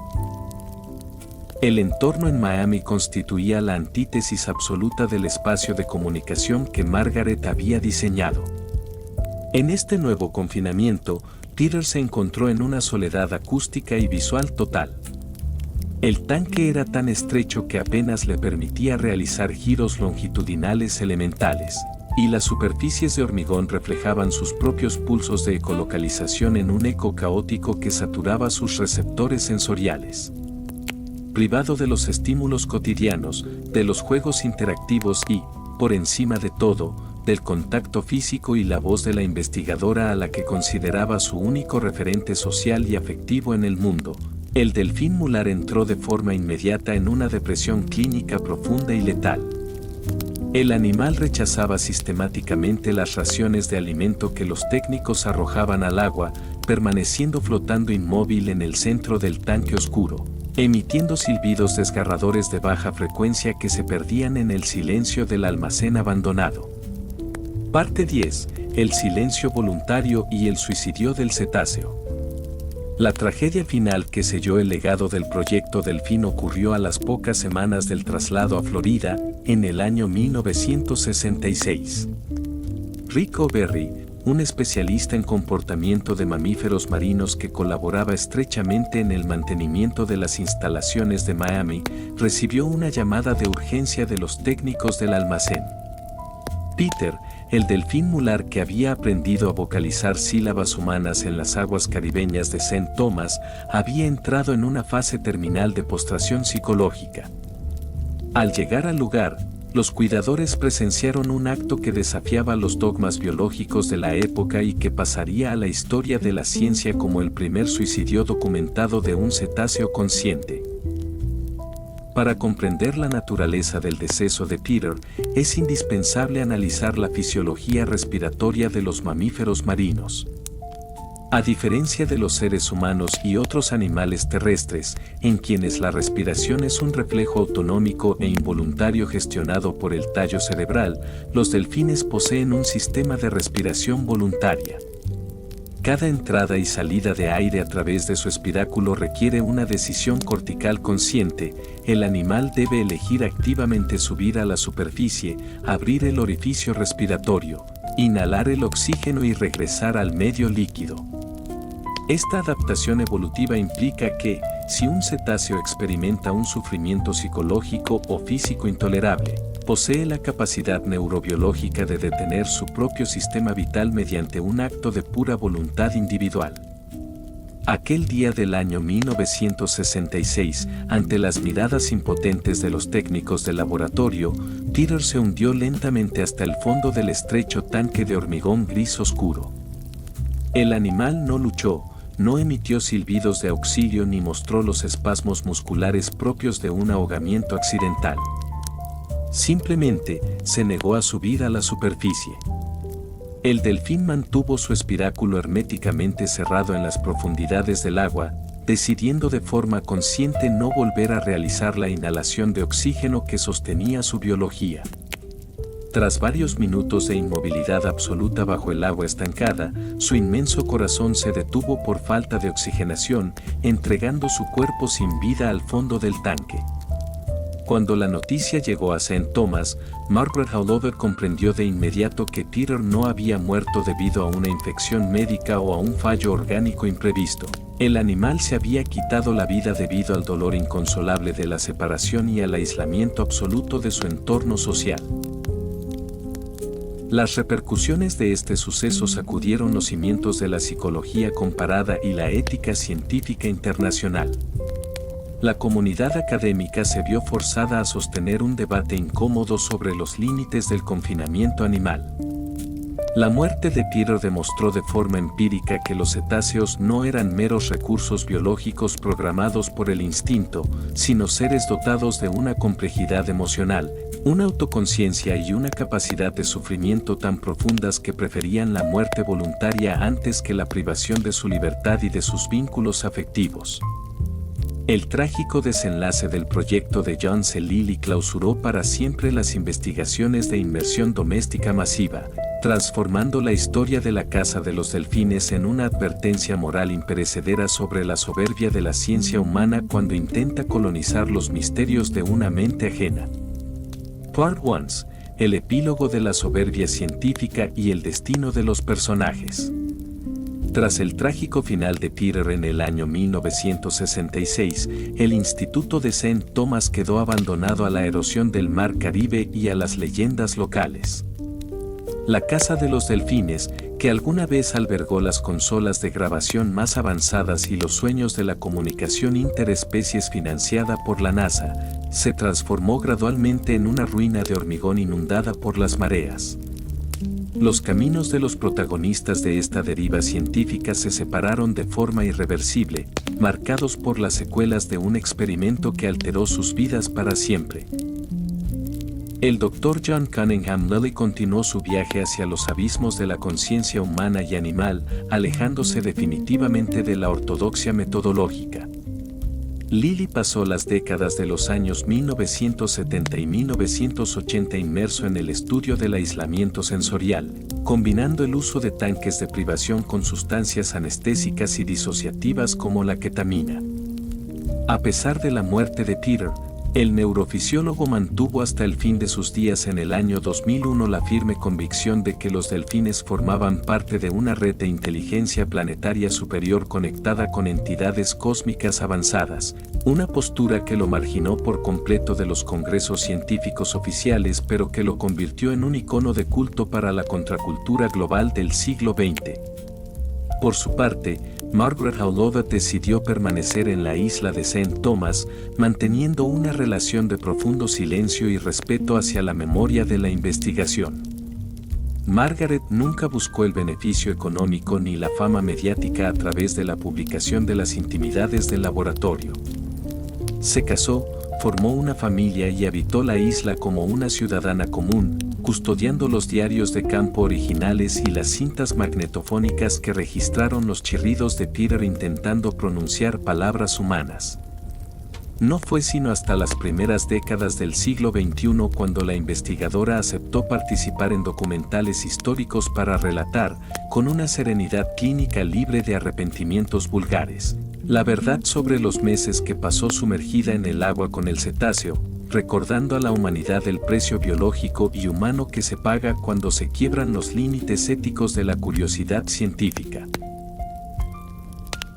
Parte 12. Las implicaciones filosóficas y el reconocimiento de los derechos de los cetáceos. El cierre material de los laboratorios de St. Thomas y Miami no extinguió el debate intelectual originado por el proyecto Delfín, por el contrario, las décadas posteriores al año 1966 presenciaron cómo la discusión se trasladaba desde las ciencias biológicas puras hacia los terrenos de la jurisprudencia internacional y la bioética global. Los hallazgos anatómicos iniciales de John C. Lilly sobre el peso y la densidad del neocórtex del Tursiops truncatus sirvieron como cimiento para que una nueva generación de etólogos, filósofos y juristas cuestionara el estatus legal de los animales no humanos dentro de los ordenamientos jurídicos occidentales, abriendo un cisma conceptual que continúa expandiéndose a las puertas del siglo XXI. El filósofo moral Peter Singer, en sus extensos trabajos sobre la liberación animal publicados a mediados de la década de los años 1970, utilizó el trágico desenlace del delfín Peter como un ejemplo paradigmático de la ceguera moral del antropocentrismo científico. Singer argumentaba que la capacidad de sufrir, y no la capacidad de articular un lenguaje sintáctico idéntico al humano, constituía el único límite ético defendible para otorgar consideración moral a una especie. La muerte voluntaria del cetáceo en los tanques de Miami demostró de manera irrefutable que los límites de la sintiencia en los mamíferos marinos incluían estados complejos de desesperación, duelo y colapso existencial que la ciencia tradicional había catalogado erróneamente como simples respuestas mecánicas al entorno. Hacia el año 2010, este movimiento de revisión ética alcanzó un hito histórico con la redacción de la Declaración de los Derechos de los Cetáceos en la ciudad de Helsinki, Finlandia. Un grupo interdisciplinario de científicos y juristas internacionales acuñó el término técnico de personas no humanas para referirse a los delfines y las ballenas. Esta designación legal proponía que, debido a su elevada inteligencia, autoconciencia y complejas estructuras sociales, estos animales poseían derechos fundamentales inalienables, incluyendo el derecho a la vida, a la libertad física y a la protección total de su entorno natural, prohibiendo de forma taxativa su confinamiento en delfinarios comerciales o su utilización en ensayos militares. El recuerdo del proyecto Delfín permanece en la historia contemporánea como un monumento a la ambigüedad moral del siglo XX.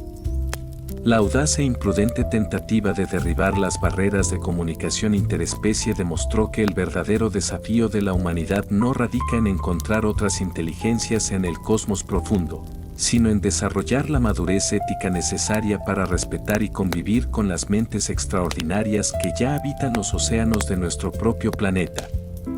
El sacrificio involuntario de Peter y la reclusión voluntaria de Margaret Howlover en el Caribe sellaron una advertencia imperecedera: la búsqueda del conocimiento científico, cuando se despoja de la empatía biológica y el respeto a la otredad, corre el riesgo de transformarse en una fuerza destructiva que aniquila aquello mismo que intenta comprender. Capítulo 3. El proyecto Stargate y los espías psíquicos de la Guerra Fría. Parte 1. El pánico de inteligencia y el descubrimiento del Frente Soviético. Hacia finales de la década de los años 1960, los analistas de la Agencia de Inteligencia de la Defensa y de la Agencia Central de Inteligencia de los Estados Unidos interceptaron una serie de documentos clasificados provenientes del bloque soviético que desataron una oleada de pánico interno en los despachos de Washington. Los informes de espionaje satelital y humano indicaban que la Unión Soviética estaba invirtiendo sumas masivas de rublos en laboratorios secretos ubicados en ciudades como Novosibirsk y Leningrado. El objetivo de los científicos comunistas no era el desarrollo de armas nucleares convencionales, sino la investigación sistemática de la psicotrónica, un término utilizado por el Pacto de Varsovia para camuflar la parapsicología, el control mental a distancia y la telequinesis aplicados al espionaje militar. Los servicios de inteligencia estadounidenses descubrieron con profunda preocupación que los laboratorios soviéticos afirmaban haber logrado avances significativos en la transmisión de pensamientos y en la alteración de ondas cerebrales a miles de kilómetros de distancia. La posibilidad de que el Kremlin pudiera reclutar a individuos dotados de capacidades psíquicas excepcionales para penetrar de forma invisible en las bases de datos del Pentágono, leer las mentes de los diplomáticos occidentales o sabotear los sistemas de guía de los misiles Minuteman provocó una respuesta operativa inmediata. Los estrategas de la Guerra Fría determinaron que los Estados Unidos no podían permitirse una brecha tecnológica o psíquica frente a sus adversarios ideológicos. En el año 1972, bajo la dirección inicial de la CIA y con la posterior gestión del Ejército de los Estados Unidos, se autorizó la creación de un programa ultrasecreto de investigación parapsicológica militar. Este proyecto, que operaría bajo diversos nombres en clave a lo largo de más de 2 décadas, incluyendo nombres como Gondola Grill, Grill Flame y, finalmente, el proyecto Stargate, buscaba reclutar a ciudadanos con supuestas capacidades de percepción extrasensorial para transformarlos en espías psíquicos capaces de realizar lo que los científicos denominaron formalmente como visión remota. Parte 2. Los laboratorios de Stanford y el enfoque científico de Targ y Puthoff. Para dotar al proyecto de una pátina de rigurosidad académica y evitar el escepticismo inmediato de los comités del Congreso, la agencia decidió desviar las investigaciones fuera de las bases militares convencionales. En el año 1972, se asignaron los primeros contratos de financiación encubierta a 2 físicos de gran reputación que operaban en el prestigioso Instituto de Investigación de Stanford en Menlo Park, California, el Dr. Russell Targ y el Dr. Harold Puthoff. Ambos científicos eran especialistas en la física del láser y la mecánica cuántica, y aceptaron el desafío de diseñar un protocolo experimental estricto para validar o refutar la existencia de la visión remota bajo condiciones de laboratorio controladas. La visión remota fue definida por Targ y Puthoff no como un acto de brujería o misticismo espiritual, sino como una capacidad neurológica latente en el ser humano que permitía a un observador concentrar su conciencia para percibir y describir con precisión geográfica un objetivo oculto, una base militar extranjera o unas coordenadas de latitud y longitud geográficas específicas, independientemente de la distancia física o del blindaje material que protegiera dicho lugar. Los físicos creían que los datos visuales se transmitían a través de canales de entrelazamiento cuántico o fluctuaciones del vacío que la ciencia oficial aún no lograba catalogar por completo. El reclutamiento de los primeros visualizadores remotos se centró en individuos con antecedentes artísticos o militares singulares. Entre los sujetos experimentales más célebres de esta primera fase en Stanford se encontraban el artista conceptual Ngo Swan y el exoficial de policía Pat Price. Ingo Swann revolucionó el método de investigación al sugerir que las sesiones experimentales no debían basarse en adivinaciones aleatorias, sino en la entrega estricta de coordenadas geográficas puras. El científico anotaba una serie de números de latitud y longitud en un papel, se los entregaba al sujeto en una habitación cerrada y aislada mediante jaulas de Faraday para bloquear cualquier interferencia electromagnética, y el visualizador remoto debía entrar en un estado de concentración profunda para dibujar en un lienzo en blanco las estructuras arquitectónicas, el relieve topográfico y las actividades humanas que su mente afirmaba visualizar en ese punto exacto del planeta.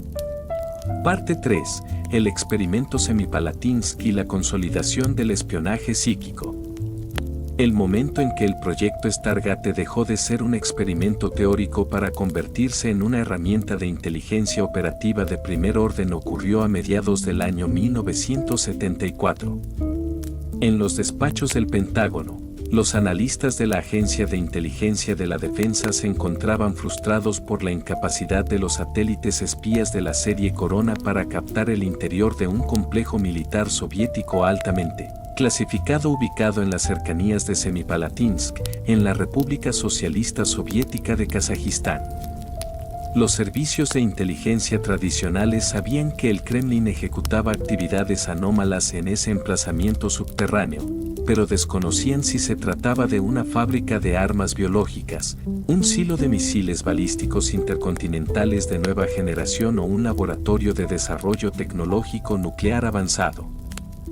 Para resolver este enigma geopolítico, los oficiales de enlace militar entregaron al físico Harold Puthoff un trozo de papel sellado que contenía exclusivamente una serie de coordenadas geográficas precisas en grados, minutos y segundos de latitud y longitud. Puthoff se desplazó a la habitación insonorizada del Instituto de Investigación de Stanford donde esperaba el visualizador remoto Ingo Swann. Sin proporcionarle el más mínimo dato contextual sobre la ubicación del objetivo, el país de destino o la naturaleza de la búsqueda, el científico le leyó las coordenadas numéricas y activó las cintas de grabación magnetofónica automáticas. El proceso de visualización de Swann duró aproximadamente 20 minutos de silencio profundo, interrumpidos únicamente por respiraciones pausadas y ligeros espasmos oculares asociados al estado de trance inducido. De forma repentina, Swann tomó un lápiz y comenzó a dibujar en un papel en blanco un boceto estructural asombrosamente detallado. El espía psíquico describió que su mente se encontraba flotando sobre una estructura industrial masiva de hormigón reforzado. En sus notas manuscritas, detalló la presencia de una grúa puente móvil de proporciones colosales montada sobre rieles circulares, una descripción que coincidía de forma milimétrica con los componentes mecánicos que los ingenieros soviéticos utilizaban para ensamblar cargas pesadas. Swann fue aún más lejos en su incursión psíquica transcontinental. Afirmó que su conciencia era capaz de atravesar las gruesas capas de blindaje de plomo y hormigón de la estructura, descendiendo a las galerías subterráneas del complejo. Allí describió la existencia de grandes esferas metálicas soldadas y secciones de almacenamiento de gases a alta presión. Cuando los bocetos y las transcripciones verbales de la sesión fueron entregados a los analistas del cuartel general de la CIA, el escepticismo institucional se transformó en un estado de conmoción absoluta. Los dibujos de la grúa circular y las esferas subterráneas eran idénticos a los planos secretos que los analistas de inteligencia militar habían deducido a partir de las escasas sombras satelitales disponibles. La prueba empírica demostraba que Ingo Swann había ejecutado un acto de espionaje virtual a más de 10.000 kilómetros de distancia, vulnerando los sistemas de seguridad más estrictos de la Unión Soviética sin levantar una sola alarma electrónica del enemigo. Parte 4. El destacamento militar de Fort Meade y los protocolos de operación. Tras el éxito incuestionable del experimento de Semipalatinsk, la gestión operativa del proyecto Stargate fue transferida de forma directa al Comando de Inteligencia y Seguridad del Ejército de los Estados Unidos. Hacia finales de la década de los años 1970, el coronel Albert Stubble Van, un firme creyente en las aplicaciones militares de las facultades humanas latentes, asumió el liderazgo de la iniciativa. Stubb Levine ordenó el establecimiento de una unidad operativa permanente y ultra secreta en las instalaciones militares de Fort Meade, en el estado de Maryland. Esta base se convirtió en el hogar del destacamento de espías psíquicos oficiales del gobierno, operando bajo un estricto régimen de seguridad que camuflaba sus identidades civiles. El reclutamiento dentro de Fort Meade se centró en oficiales del ejército que presentaran perfiles psicológicos caracterizados por una alta resiliencia al estrés, una gran capacidad de concentración mental y una estabilidad emocional a toda prueba. Entre los militares seleccionados destacó el suboficial Joseph McMoneagle, quien se convirtió en el visualizador remoto número 1 de la unidad táctica. Los soldados asignados al proyecto fueron sometidos a una rutina de entrenamiento diario diseñada por Targ Puthoff que sistematizaba la visión remota en 6 etapas analíticas distintas, un método que buscaba separar las percepciones psíquicas puras de las deducciones lógicas e imaginativas del cerebro del sujeto. La rutina en Fort Meade estaba desprovista de cualquier parafernalia esotérica.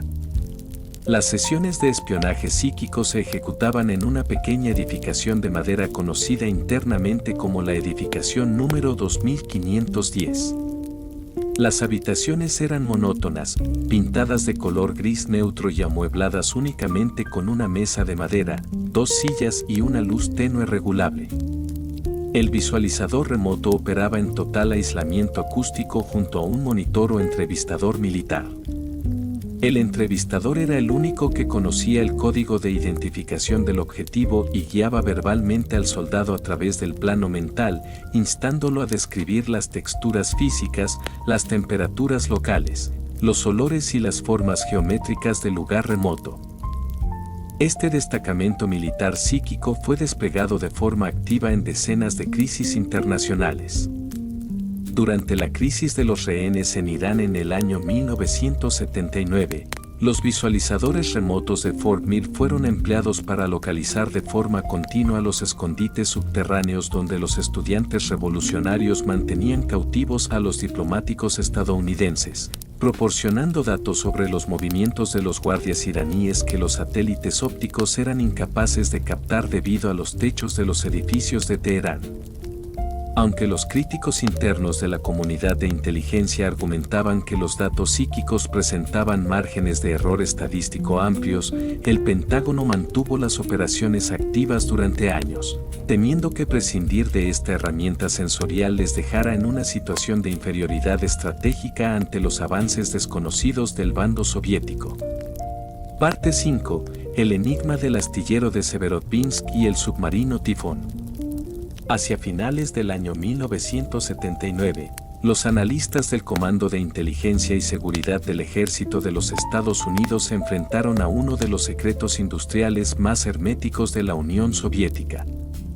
Los satélites de reconocimiento militar habían detectado la construcción de una estructura techada colosal en los astilleros navales de Severodvinsk, a orillas del Mar Blanco. Sin embargo, el espionaje óptico tradicional se topaba con una barrera insalvable. El techo metálico del complejo impedía determinar qué clase de ingeniería naval se gestaba en su interior. Los rumores de la inteligencia humana sugerían que Moscú trabajaba en un sumergible capaz de alterar el equilibrio nuclear global, pero el Pentágono carecía de planos concretos para confirmar la amenaza. Ante el estancamiento de los canales ordinarios, los oficiales de enlace transfirieron las coordenadas geográficas exactas del astillero al destacamento de espías psíquicos de Fort Meade. La sesión fue asignada al suboficial Joseph McMoneagle, el visualizador remoto número 1 de la unidad. El monitor de la sesión, siguiendo los estrictos protocolos de la edificación número 2510, pronunció la secuencia numérica de latitud y longitud sin aportar ningún detalle descriptivo sobre el norte de la Unión Soviética o la naturaleza náutica del objetivo. McMoneagle cerró los ojos y comenzó su incursión mental a través del espacio transcontinental, descendiendo verticalmente sobre las coordenadas indicadas en el Mar Blanco. La descripción verbal que M.C. Moneagle comenzó a registrar en las cintas magnéticas desató una crisis de incredulidad inmediata entre los estrategas navales. El espía psíquico afirmó que su mente se encontraba dentro de un hangar industrial de proporciones descomunales, inundado parcialmente por canales interiores. Dibujó en un papel un boceto de un submarino de un tamaño tan inmenso que los ingenieros del Pentágono consideraron inicialmente que se trataba de una alucinación o un error de escala del sujeto. M.C. Moneagle detalló que el navío poseía un sistema de propulsión dual con 2 reactores nucleares separados y, lo más perturbador, un casco doble con una anchura interna jamás vista en la arquitectura naval de la época, diseñado para albergar 20 misiles balísticos intercontinentales del modelo SSN-20. El visualizador remoto fue capaz de predecir la microcronología operativa del proyecto soviético de forma milimétrica. Afirmó bajo trance que el sumergible gigante sería botado al agua en un plazo aproximado de 100 días a partir de esa fecha. Cuando los oficiales de inteligencia contrastaron los bocetos de M.C. Moneagle con las fotografías satelitales obtenidas exactamente 113 días después, cuando los ingenieros soviéticos abrieron las compuertas del astillero para la botadura del submarino TK-208, bautizado por la Organización del Tratado del Atlántico Norte como la clase Tifón, comprobaron que cada dimensión, cada curva del casco doble y la disposición exacta de los hilos de misiles coincidían de forma matemática con las notas manuscritas del suboficial de Maryland.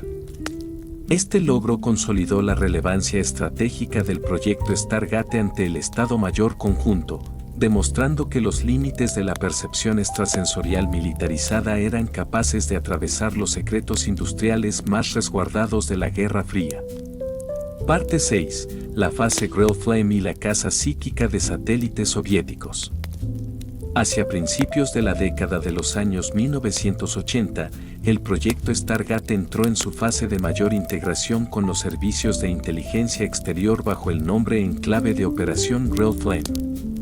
Durante esta etapa, la Agencia Central de Inteligencia y la Agencia de Seguridad Nacional asumieron la cofinanciación del programa junto al Ejército, expandiendo los objetivos tácticos más allá de las fronteras terrestres. La unidad de espías psíquicos de Fort Meade fue requerida para ejecutar misiones de vigilancia aeroespacial, un ámbito donde los radares de alerta temprana y los sistemas de seguimiento computarizado de la época mostraban lagunas operativas críticas ante los fallos técnicos de los artefactos en órbita. El desafío logístico más complejo al que se enfrentó la unidad Grell Flame ocurrió cuando el satélite espía soviético de reconocimiento radar, catalogado como Cosmos 954, sufrió un fallo catastrófico en su sistema de estabilización orbital a finales del año 1977 y principios del año 1978. El satélite portaba en su interior un reactor nuclear cargado con decenas de kilogramos de uranio altamente enriquecido, transformándose en una bomba radiológica a la deriva que amenazaba con reingresar en la atmósfera terrestre de forma descontrolada. Los ordenadores del Comando de Defensa Aeroespacial de América del Norte eran incapaces de calcular el punto exacto del impacto debido a las fluctuaciones de la densidad atmosférica superior.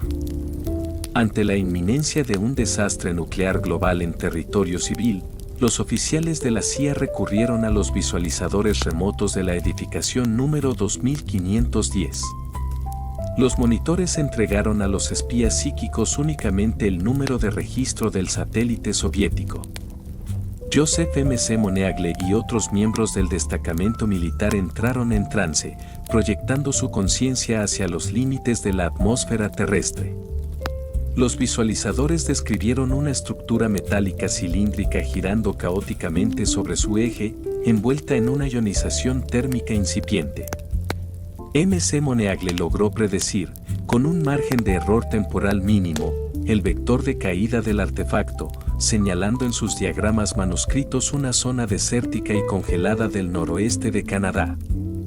Cuando el satélite finalmente se desintegró esparciendo residuos radiactivos en los territorios del noroeste en enero del año 1978, Los equipos de recuperación de las Fuerzas Armadas canadienses y estadounidenses localizaron los fragmentos nucleares siguiendo las coordenadas del mapa trazado por la unidad psíquica, confirmando la utilidad del programa en crisis de seguridad global de alta prioridad. De forma simultánea, la fase Grelflame dirigió sus esfuerzos hacia la monitorización de la estación espacial soviética Salyut 6. Los oficiales del Pentágono deseaban conocer si los cosmonautas soviéticos realizaban experimentos de fotografía multiespectral con fines puramente de espionaje militar o si planeaban la instalación de armamento orbital defensivo. Los espías psíquicos de Fort Meade describieron el interior de la estación espacial con una precisión arquitectónica y técnica pasmosa, detallando la disposición de las consolas de control, los niveles de fatiga física de los cosmonautas y los sistemas de soporte vital. Estas operaciones demostraron a los altos mandos del Estado Mayor que los canales de la visión remota no estaban limitados por el espesor del hormigón subterráneo ni por las distancias del vacío espacial, consolidando una doctrina de espionaje no convencional que desafiaba todas las leyes conocidas de la física clásica. Parte 7. Angela de Jafiora y las fronteras de la incursión telepática.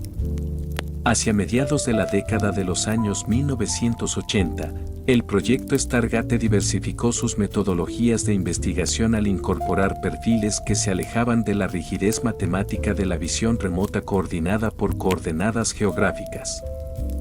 Fue en esta fase de transición operativa cuando cobró relevancia la figura de Angela de la Farra, una analista civil contratada en secreto por el Servicio de Inteligencia y Seguridad del Ejército de los Estados Unidos. A diferencia de los soldados de Fort Meade que limitaban sus descripciones a estructuras físicas, hangares industriales o topografías geográficas, de Jafiora demostró una capacidad inusual para ejecutar lo que los oficiales denominaron como rastreo psíquico-analítico e incursión telepática directa. Los protocolos diseñados para Angela de Jafiora en la edificación número 2510 rompieron el estándar analítico previo. En lugar de recibir coordenadas numéricas de latitud y longitud, los monitores de inteligencia militar le entregaban objetos personales, fragmentos de ropa o fotografías selladas en sobres oscuros pertenecientes a agentes de contrainteligencia desaparecidos en el bloque del este o a criminales internacionales cuyo paradero resultaba un misterio para los radares de la Agencia Central de Inteligencia. De Jafiora entraba en un estado de trance hipnótico ligero y, sosteniendo los objetos entre sus manos, afirmaba ser capaz de sintonizar la frecuencia vibratoria de la mente del sujeto objetivo, iniciando un proceso de localización basado en los mapas cognitivos de la persona buscada. El caso más perturbador registrado en los archivos desclasificados del año 1986 involucró la búsqueda de un oficial de inteligencia militar estadounidense que había sido capturado por agentes enemigos en la región de Oriente Medio.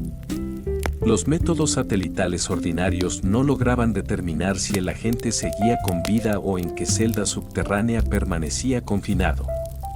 Al sostener una carta manuscrita del oficial desaparecido, Angela de Jafiora no solo describió la arquitectura de la prisión clandestina donde el soldado estaba recluido, sino que afirmó haber penetrado de forma directa en su flujo de conciencia.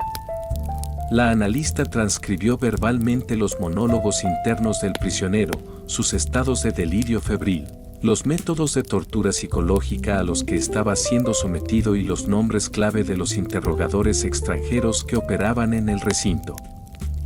Este éxito operativo empujó al Comando de Inteligencia a realizar ensayos experimentales de interrogatorio telepático a distancia. Los estrategas de la Guerra Fría intentaron evaluar si un visualizador remoto de alta sensibilidad podía no solo leer los pensamientos de un líder político extranjero hostil, sino implantar sugerencias subconscientes u obtener códigos de seguridad militar sin que el sujeto interrogado se percatara de la intrusión psíquica. Aunque estos intentos de interrogatorio mental abstracto arrojaron resultados sumamente controvertidos y difíciles de validar de forma estadística por los analistas del Pentágono, La sola existencia de estos protocolos demostró que el proyecto Stargate había cruzado el umbral del espionaje físico para adentrarse en la dimensión más profunda y éticamente compleja de la contienda de inteligencia moderna. Parte 8. La arqueología cósmica y la visión de Marte en la antigüedad. A medida que el proyecto Stargate maduraba, sus directores comenzaron a plantearse interrogantes que excedían el ámbito puramente táctico del espionaje militar soviético. Si la conciencia humana era capaz de atravesar miles de kilómetros de distancia espacial de forma instantánea, los teóricos de la edificación número 2510 se preguntaron si la visión remota también poseía la capacidad de desplazarse a través de las vastas magnitudes del tiempo y el espacio interplanetario. Esta audaz hipótesis cristalizó en uno de los documentos desclasificados más insólitos y controvertidos en la historia de la Agencia Central de Inteligencia, correspondiente a la sesión operativa ejecutada el día 22 de mayo del año 1984. El protocolo de esta sesión fue diseñado bajo el más absoluto secreto. El monitor a cargo del experimento entregó al visualizador remoto principal, el suboficial Joseph McMoneagle, un sobre cerrado y sellado con cinta de seguridad. En el interior del sobre, oculto a los ojos del sujeto experimental, se encontraba escrita a máquina una instrucción insólita: el objetivo no era un astillero comunista ni un silo nuclear, sino el planeta Marte, y el marco temporal de interés quedaba fijado en 1.000.000 de años antes de Cristo. Sin revelar absolutamente nada de este contexto cósmico, el monitor comenzó a leer en voz alta una serie de coordenadas geográficas marcianas, iniciando con la latitud de 40 grados y 89 minutos norte y la longitud de 9 grados y 55 minutos oeste.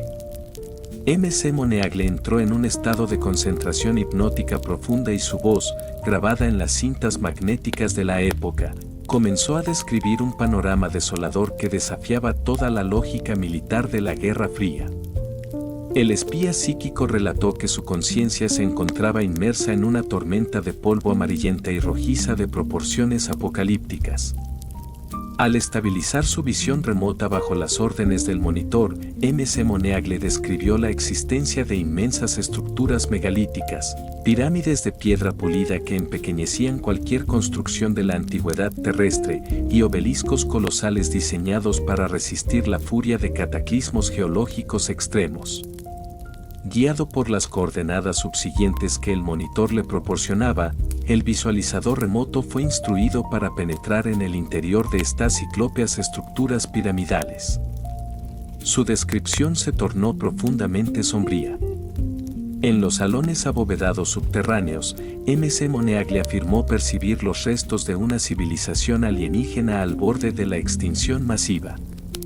Describió a entidades biológicas de estatura gigantesca, individuos inusualmente altos y delgados, vestidos con prendas de seda sin costuras, que se encontraban refugiados en un estado de letargo o animación suspendida. Según la transcripción literal del año 1984, estos seres ancestrales estaban muriendo debido a un colapso ecológico planetario y a la disipación irreversible de su atmósfera. M.C. Moneagle captó telepáticamente un sentimiento de desesperación y resignación colectiva. La civilización marciana estaba hibernando en refugios subterráneos mientras aguardaba el retorno de un pequeño grupo de exploradores que habían sido enviados en naves rudimentarias hacia otros cuerpos celestes en busca de un nuevo hogar habitable, un hogar que, dadas las implicaciones temporales del experimento, muchos analistas esotéricos interpretaron posteriormente como el planeta Tierra. Este experimento no solo demostró que los directores del proyecto Stargate habían abandonado la ortodoxia militar para adentrarse en la arqueología cósmica, sino que selló la leyenda del programa como una iniciativa donde los límites entre la astrofísica teórica, la parapsicología y la ciencia ficción gubernamental se habían borrado por completo. Parte 9. Las grietas del secreto, la oposición racional y los recortes presupuestarios. Hacia finales de la década de los años 1980 y principios de los años 1990, El halo de misterio y compartimentación absoluta que había protegido al proyecto Stargate comenzó a sufrir un proceso irreversible de degradación interna y filtración mediática. Durante más de 15 años, un puñado de burócratas del Pentágono y directores de la Agencia Central de Inteligencia habían logrado camuflar los presupuestos del programa bajo partidas financieras clasificadas asociadas a la logística militar convencional. Sin embargo, los rumores sobre soldados acuartelados en Fort Meade que intentaban atravesar paredes con la mente o que describían bases marcianas ancestrales comenzaron a circular en los pasillos del Congreso de los Estados Unidos, despertando la alarma de los comités de supervisión de inteligencia. De forma simultánea, una facción fuertemente racionalista e institucionalista comenzó a ganar terreno dentro de la propia cúpula de la CIA. Esta corriente, compuesta por científicos de datos, analistas estadísticos y psicólogos conductuales de la vieja escuela, consideraba que la inclusión de parapsicólogos y visualizadores remotos en las operaciones de seguridad nacional constituía una vergüenza metodológica insostenible. Los críticos racionales argumentaban que los informes generados por la unidad de Fort Meade eran vagos, ambiguos y carentes de utilidad táctica verificable, señalando que los éxitos puntuales, como el caso del submarino clase Tifón o el satélite Cosmos, eran simplemente el resultado de la casualidad estadística o de la filtración inconsciente de datos por parte de los propios monitores militares durante las sesiones. La presión interna se tradujo de inmediato en una asfixia financiera sistemática. Entre los años 1991 y 1993, coincidiendo con el colapso de la Unión Soviética y el fin de la amenaza geopolítica comunista que había justificado el origen del programa, los comités del Senado recortaron de forma drástica los fondos asignados a la operación Stargate. El coronel Albert Stubblebine y los defensores de la guerra psíquica perdieron sus aliados políticos en Washington. Las raciones operativas de la edificación número 2510 disminuyeron al mínimo indispensable, impidiendo la adquisición de nuevo instrumental informático y limitando el entrenamiento de nuevos visualizadores remotos. El golpe definitivo a la infraestructura del secreto se produjo cuando varios exmiembros del proyecto, frustrados por el declive institucional y atraídos por la posibilidad de capitalizar sus supuestas facultades en el mercado civil, concedieron entrevistas veladas a periodistas de investigación. La difusión de crónicas que detallaban cómo el ejército de los Estados Unidos había financiado con millones de dólares a espías psíquicos durante la Guerra Fría transformó una iniciativa militar secreta en un objeto de debate público y burla mediática, obligando a los directores de inteligencia a planificar una estrategia de desvinculación formal que pusiera fin a la era de la parapsicología gubernamental. Parte 10. El informe ER, la clausura oficial y el balance histórico del proyecto Stargate. En el año 1995, en un esfuerzo definitivo por liquidar el programa sin asumir los costes políticos de un escándalo mayor, la gestión del proyecto Stargate fue transferida formalmente de la Agencia de Inteligencia de la Defensa de regreso a la Agencia Central de Inteligencia. La dirección de la CIA, decidida a cerrar el expediente de una vez por todas, contrató los servicios de una entidad de auditoría científica independiente conocida como los Institutos Americanos para la Investigación, identificada por sus siglas en inglés como ER. El objetivo de esta auditoría era realizar una evaluación metodológica rigurosa de las miles de sesiones de visión remota archivadas durante más de 2 décadas de operaciones encubiertas. El informe final de los Institutos Americanos para la Investigación, publicado a finales del año 1995, constituyó el certificado de defunción del espionaje psíquico militar. Aunque los psicólogos de la auditoría reconocieron que en ciertos experimentos controlados de laboratorio se observaban anomalías estadísticas que sugerían la existencia de algún tipo de percepción extrasensorial leve, la conclusión operativa fue fulminante: la visión remota no ofrecía la fiabilidad, la consistencia ni la claridad requeridas para ser utilizada en operaciones de inteligencia militar. El informe señalaba que un comandante no podía diseñar una estrategia de bombardeo o una incursión de rescate basándose en bocetos vagos de obeliscos o descripciones de olores subjetivos que presentaban un margen de error tan amplio. El día de la clausura oficial del proyecto Stargate quedó registrado en los anales administrativos como el fin de una anomalía científica nacida del pánico de la Guerra Fría. Los archivos que contenían las transcripciones de las sesiones de Ingo Swann, Joseph McMoneagle y Angela Dallafaro fueron sellados y enviados a los sótanos de almacenamiento de Maryland, hasta que una desclasificación masiva posterior permitió al público general asomarse a las entrañas de esta delirante odisea institucional. Los espías psíquicos regresaron a la vida civil, algunos fundando escuelas privadas de visión remota para ejecutivos corporativos y otros sumergiéndose en el anonimato total. El balance histórico del proyecto Stargate permanece como un recordatorio fascinante de los extremos metodológicos a los que una superpotencia mundial estuvo dispuesta a llegar cuando se enfrentaba al miedo a lo desconocido y a la posibilidad de la derrota tecnológica.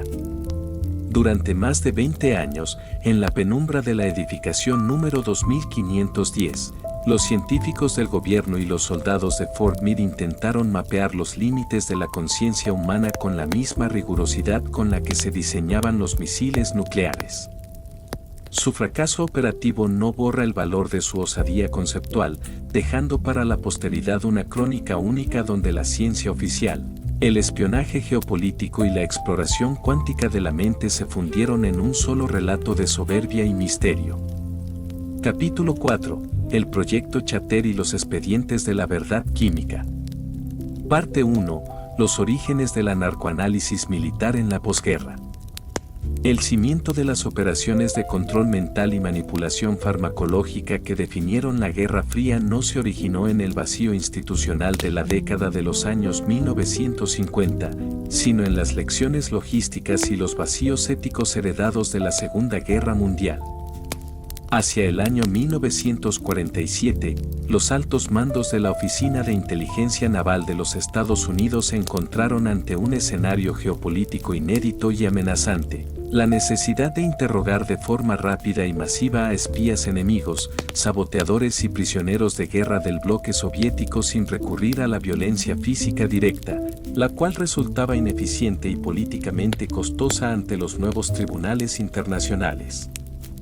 Fue en este contexto de reconfiguración estratégica cuando la Armada estadounidense autorizó el nacimiento del Proyecto Chater, una iniciativa de investigación ultrasecreta orientada al desarrollo de técnicas de narcoanálisis y a la búsqueda sistemática del suero de la verdad definitivo. El propósito central del programa era identificar, aislar y probar sustancias químicas naturales o sintéticas capaces de anular la resistencia psicológica de un individuo en un interrogatorio, forzándolo a revelar secretos militares u operativos sin alterar su memoria a largo plazo ni destruir sus capacidades cognitivas básicas. Los directores del proyecto Chater fijaron sus ojos en los experimentos químicos que los médicos del régimen nazi habían ejecutado en los campos de concentración de Dachau durante la guerra. Los registros incautados demostraban que los científicos alemanes habían utilizado dosis masivas de mescalina para inducir estados de sumisión extrema en los prisioneros, logrando quebrantar su voluntad de reserva. Los químicos de la Armada estadounidense decidieron tomar este testigo biológico, iniciando un programa de cribado farmacológico que abarcó desde barbitúricos tradicionales hasta alcaloides exóticos extraídos de plantas sagradas de la Amazonía, transformando los laboratorios navales en centros de experimentación química aplicada a la seguridad nacional. Parte 2. El confinamiento en los laboratorios navales de Maryland. Para garantizar el secreto absoluto de las investigaciones, el proyecto Chater fijó su centro operativo principal en las instalaciones del Centro Médico Naval de Bethesda, en el estado de Maryland, bajo la dirección directa del Dr. Charles Savage. A partir del año 1947 y hasta su clausura formal a principios de la década siguiente, este complejo albergó una serie de ensayos clínicos controlados donde los sujetos experimentales, en su mayoría marineros voluntarios y prisioneros militares convictos, fueron expuestos a regímenes farmacológicos diseñados para disolver las barreras del ego y la voluntad. La metodología del Dr. Savage se alejaba del caos operativo que caracterizaría a los proyectos posteriores de la Agencia Central de Inteligencia. En Bethesda, los ensayos se ejecutaban bajo un manto de aparente rigurosidad clínica. Los sujetos eran introducidos en habitaciones aisladas acústicamente, monitorizados mediante sistemas de electroencefalografía para medir los cambios en las ondas cerebrales y sometidos a la administración endovenosa lenta de sustancias como el amital de sodio y el pentotal de sodio, compuestos comúnmente denominados en la cultura popular como los sueros de la verdad.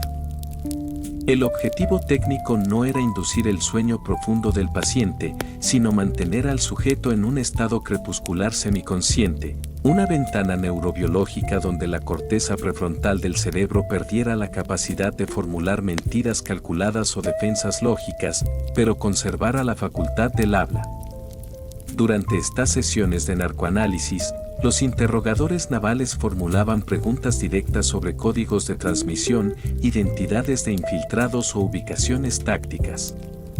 Sin embargo, los investigadores comenzaron a toparse con un obstáculo clínico persistente: las sustancias provocaban una desinhibición tan generalizada que los sujetos no solo revelaban la verdad histórica, sino que mezclaban sus recuerdos reales con fantasías infantiles, alucinaciones inducidas por el propio fármaco y confesiones falsas nacidas del deseo subconsciente de complacer al médico interrogador. Un defecto metodológico que empujó al proyecto Chatter a explorar compuestos mucho más agresivos e impredecibles. Parte 3. El giro hacia los alucinógenos y las rupturas psicóticas en Bethesda. Al constatar las limitaciones metodológicas de los barbitúricos convencionales, el Dr. Charles Savage y el equipo de la Oficina de Inteligencia Naval redirigieron los esfuerzos del proyecto Chatter hacia compuestos químicos capaces de alterar de forma más radical la estructura cognitiva del sujeto. Hacia el año 1951, los laboratorios del Centro Médico Naval de Bethesda comenzaron a recibir remesas regulares de sulfato de mescalina purificado y otros alcaloides sintéticos derivados de plantas alucinógenas. La hipótesis de trabajo mutó de forma alarmante. Ya no se buscaba simplemente adormecer la capacidad de mentir, sino inducir una desorganización mental tan profunda que el sujeto perdiera toda noción de identidad, entregando sus secretos de forma involuntaria ante la pérdida absoluta de sus mecanismos de defensa psicológica. Los ensayos clínicos con mescalina en Bethesda abandonaron rápidamente el umbral de la seguridad médica. Los sujetos experimentales, desprovistos de una preparación psicológica adecuada y mantenidos bajo regímenes de aislamiento sensorial previo, eran inyectados con dosis elevadas del compuesto mientras permanecían atados a camillas clínicas. Los informes internos describieron escenas de una violencia psíquica pavorosa. En lugar de transformarse en fuentes dóciles de información útil, muchos de los marineros y prisioneros militares sufrieron crisis de pánico agudo y rupturas psicóticas prolongadas. Los sujetos afirmaban ver cómo las paredes de hormigón gris se derretían, experimentaban terror ciego ante la presencia de los médicos uniformados, a quienes percibían como entidades demoníacas, y caían en estados de paranoia persecutoria que se extendían por días después de que la sustancia hubiera sido evacuada por su organismo. Estas dramáticas consecuencias clínicas arruinaron la utilidad operativa del programa. El estado de agitación psicomotriz y la fragmentación lingüística de los sujetos hacían imposible la ejecución de interrogatorios coherentes. Un individuo inmerso en un brote psicótico inducido por mescalina era incapaz de recordar secuencias numéricas de códigos navales o detalles geográficos precisos, limitándose a emitir gritos incoherentes o a sumergirse en un mutismo catatónico defensivo.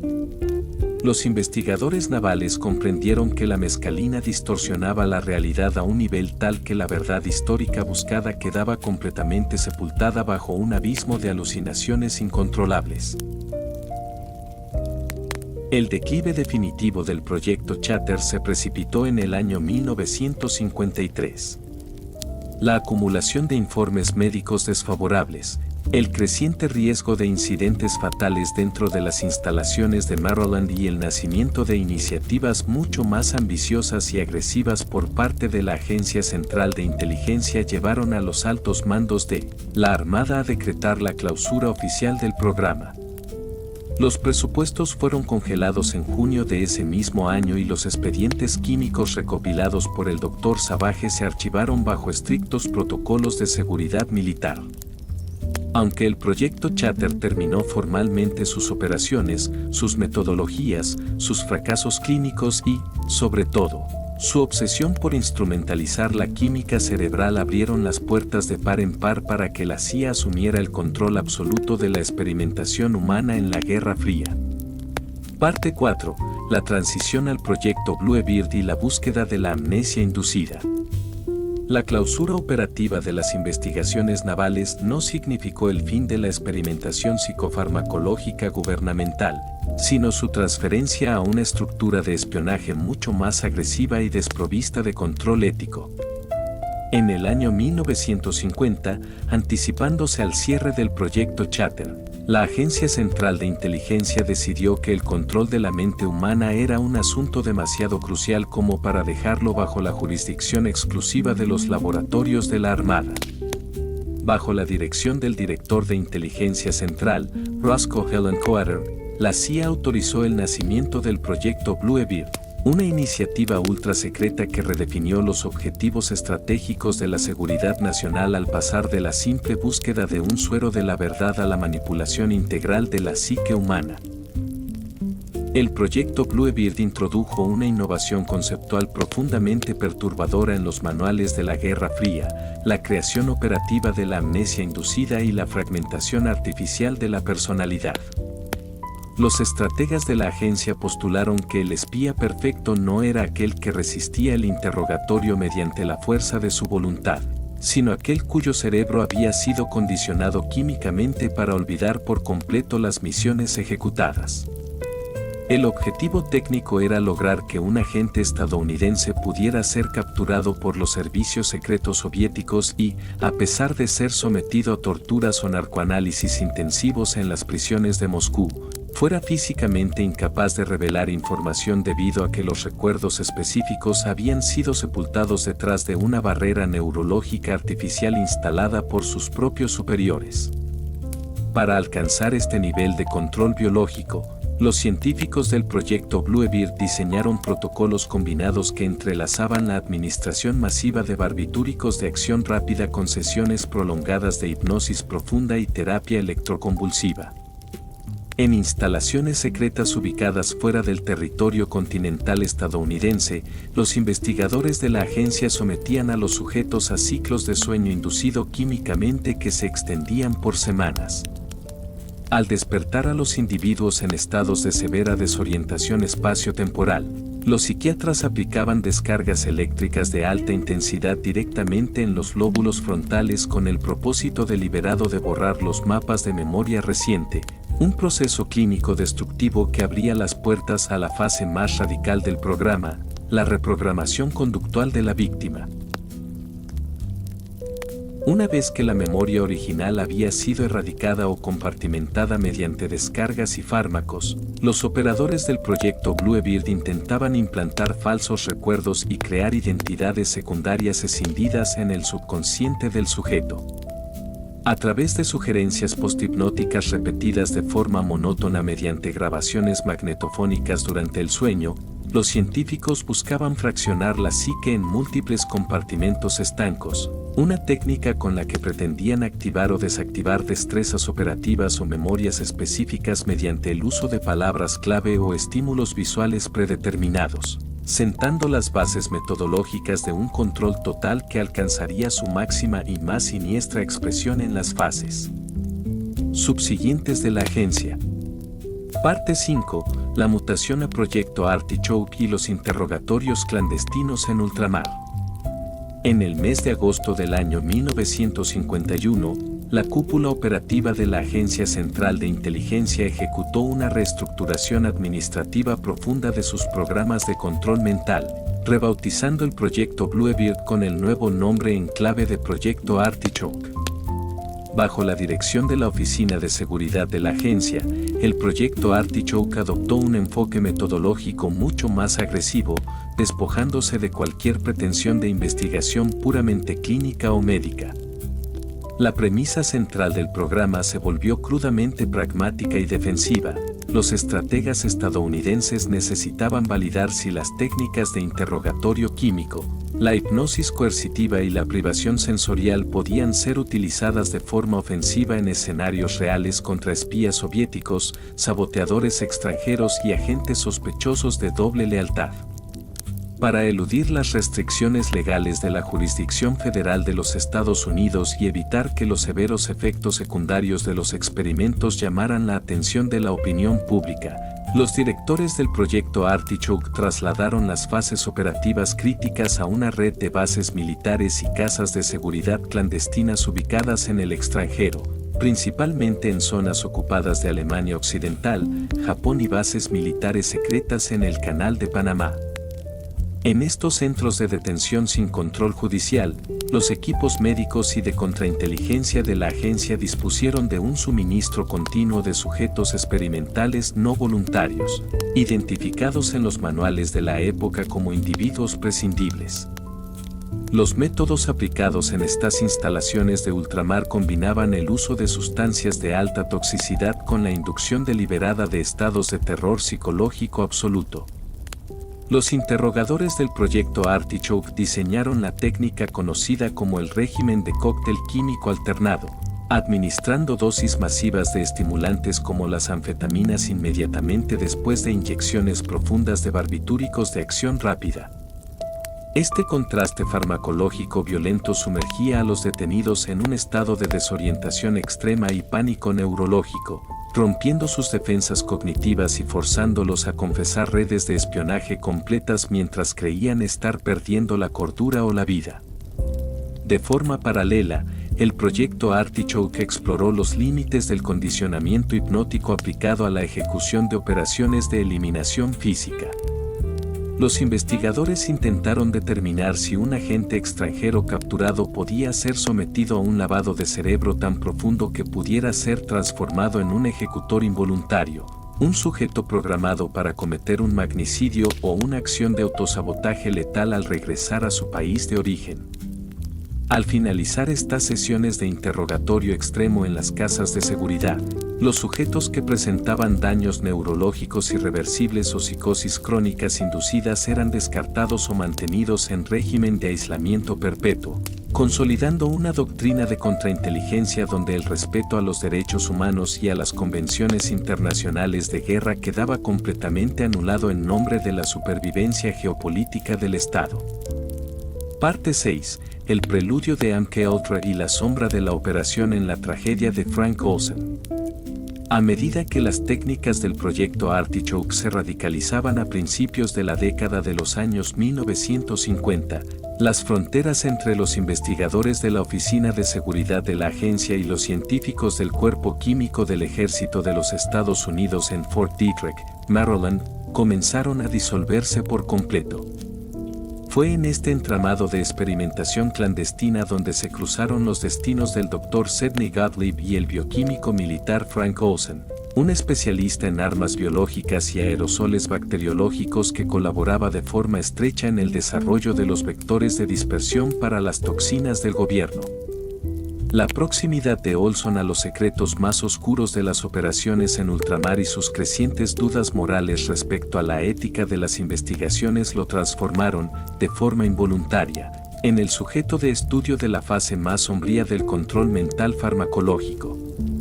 En el mes de noviembre del año 1953, durante una reunión técnica de coordinación celebrada en un refugio rústico en los bosques de Deep Creek Lake, Maryland, el Dr. Sidney Gottlieb decidió ejecutar un ensayo de campo sin el consentimiento de los científicos presentes. Gottlieb vertió una dosis precisa de dietilamida de ácido lisérgico, la sustancia alucinógena conocida como LSD, en las copas de licor de los asistentes, incluyendo a Frank Olsen.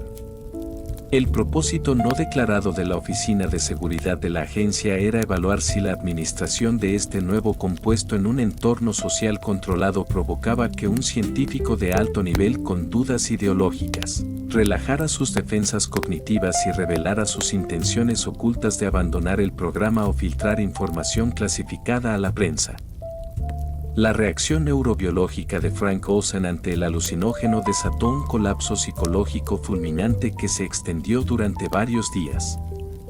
Al regresar a su hogar, el bioquímico militar presentó un cuadro clínico caracterizado por una paranoia persecutoria severa, delirios de autoinculpación y la convicción absoluta de que la agencia planeaba eliminarlo físicamente debido a sus conocimientos sobre las operaciones clandestinas de interrogatorio executed en Europa. Alarmados por el estado mental de Olson, los oficiales de seguridad lo trasladaron a la ciudad de Nueva York bajo el pretexto de someterlo a una evaluación psiquiátrica de urgencia con médicos de confianza de la organización. Sin embargo, en las habitaciones del Hotel Stadler, Olson fue sometido a sesiones intensivas de interrogatorio químico bajo la doctrina Artichoke para determinar el alcance exacto de su disidencia interna. La madrugada del día 28 de noviembre del año 1953, el cuerpo de Frank Olsen impactó contra el pavimento de la calle tras precipitarse desde la ventana del 13º piso del hotel. Aunque la versión oficial inmediata del gobierno catalogó el deceso como un suicidio trágico motivado por una crisis de angustia laboral, las investigaciones independientes realizadas décadas después revelaron la presencia de traumatismos craneales previos a la caída y contradicciones profundas en los testimonios de los oficiales presentes en la habitación. La tragedia de Olson no solo marcó el clímax destructivo del proyecto Artichoke, sino que sirvió como el catalizador administrativo final para que la cúpula de la agencia autorizara la centralización de todos los programas de manipulación humana bajo una nueva y masiva denominación en clave, el proyecto MKUltra, absorbiendo los protocolos del suero de la verdad para transformarlos en una campaña global de colonización de la mente humana. Parte 7. La búsqueda de alcaloides exóticos y el colapso ético del legado Artichoke. Más allá de los experimentos focalizados con la dietilamida de ácido lisérgico y la mescalina, la Oficina de Seguridad de la Agencia Central de Inteligencia expandió los horizontes químicos del proyecto Artichoke hacia el análisis sistemático de compuestos botánicos y sintéticos menos conocidos, pero con un potencial de toxicidad e inducción de la sumisión sumamente elevado.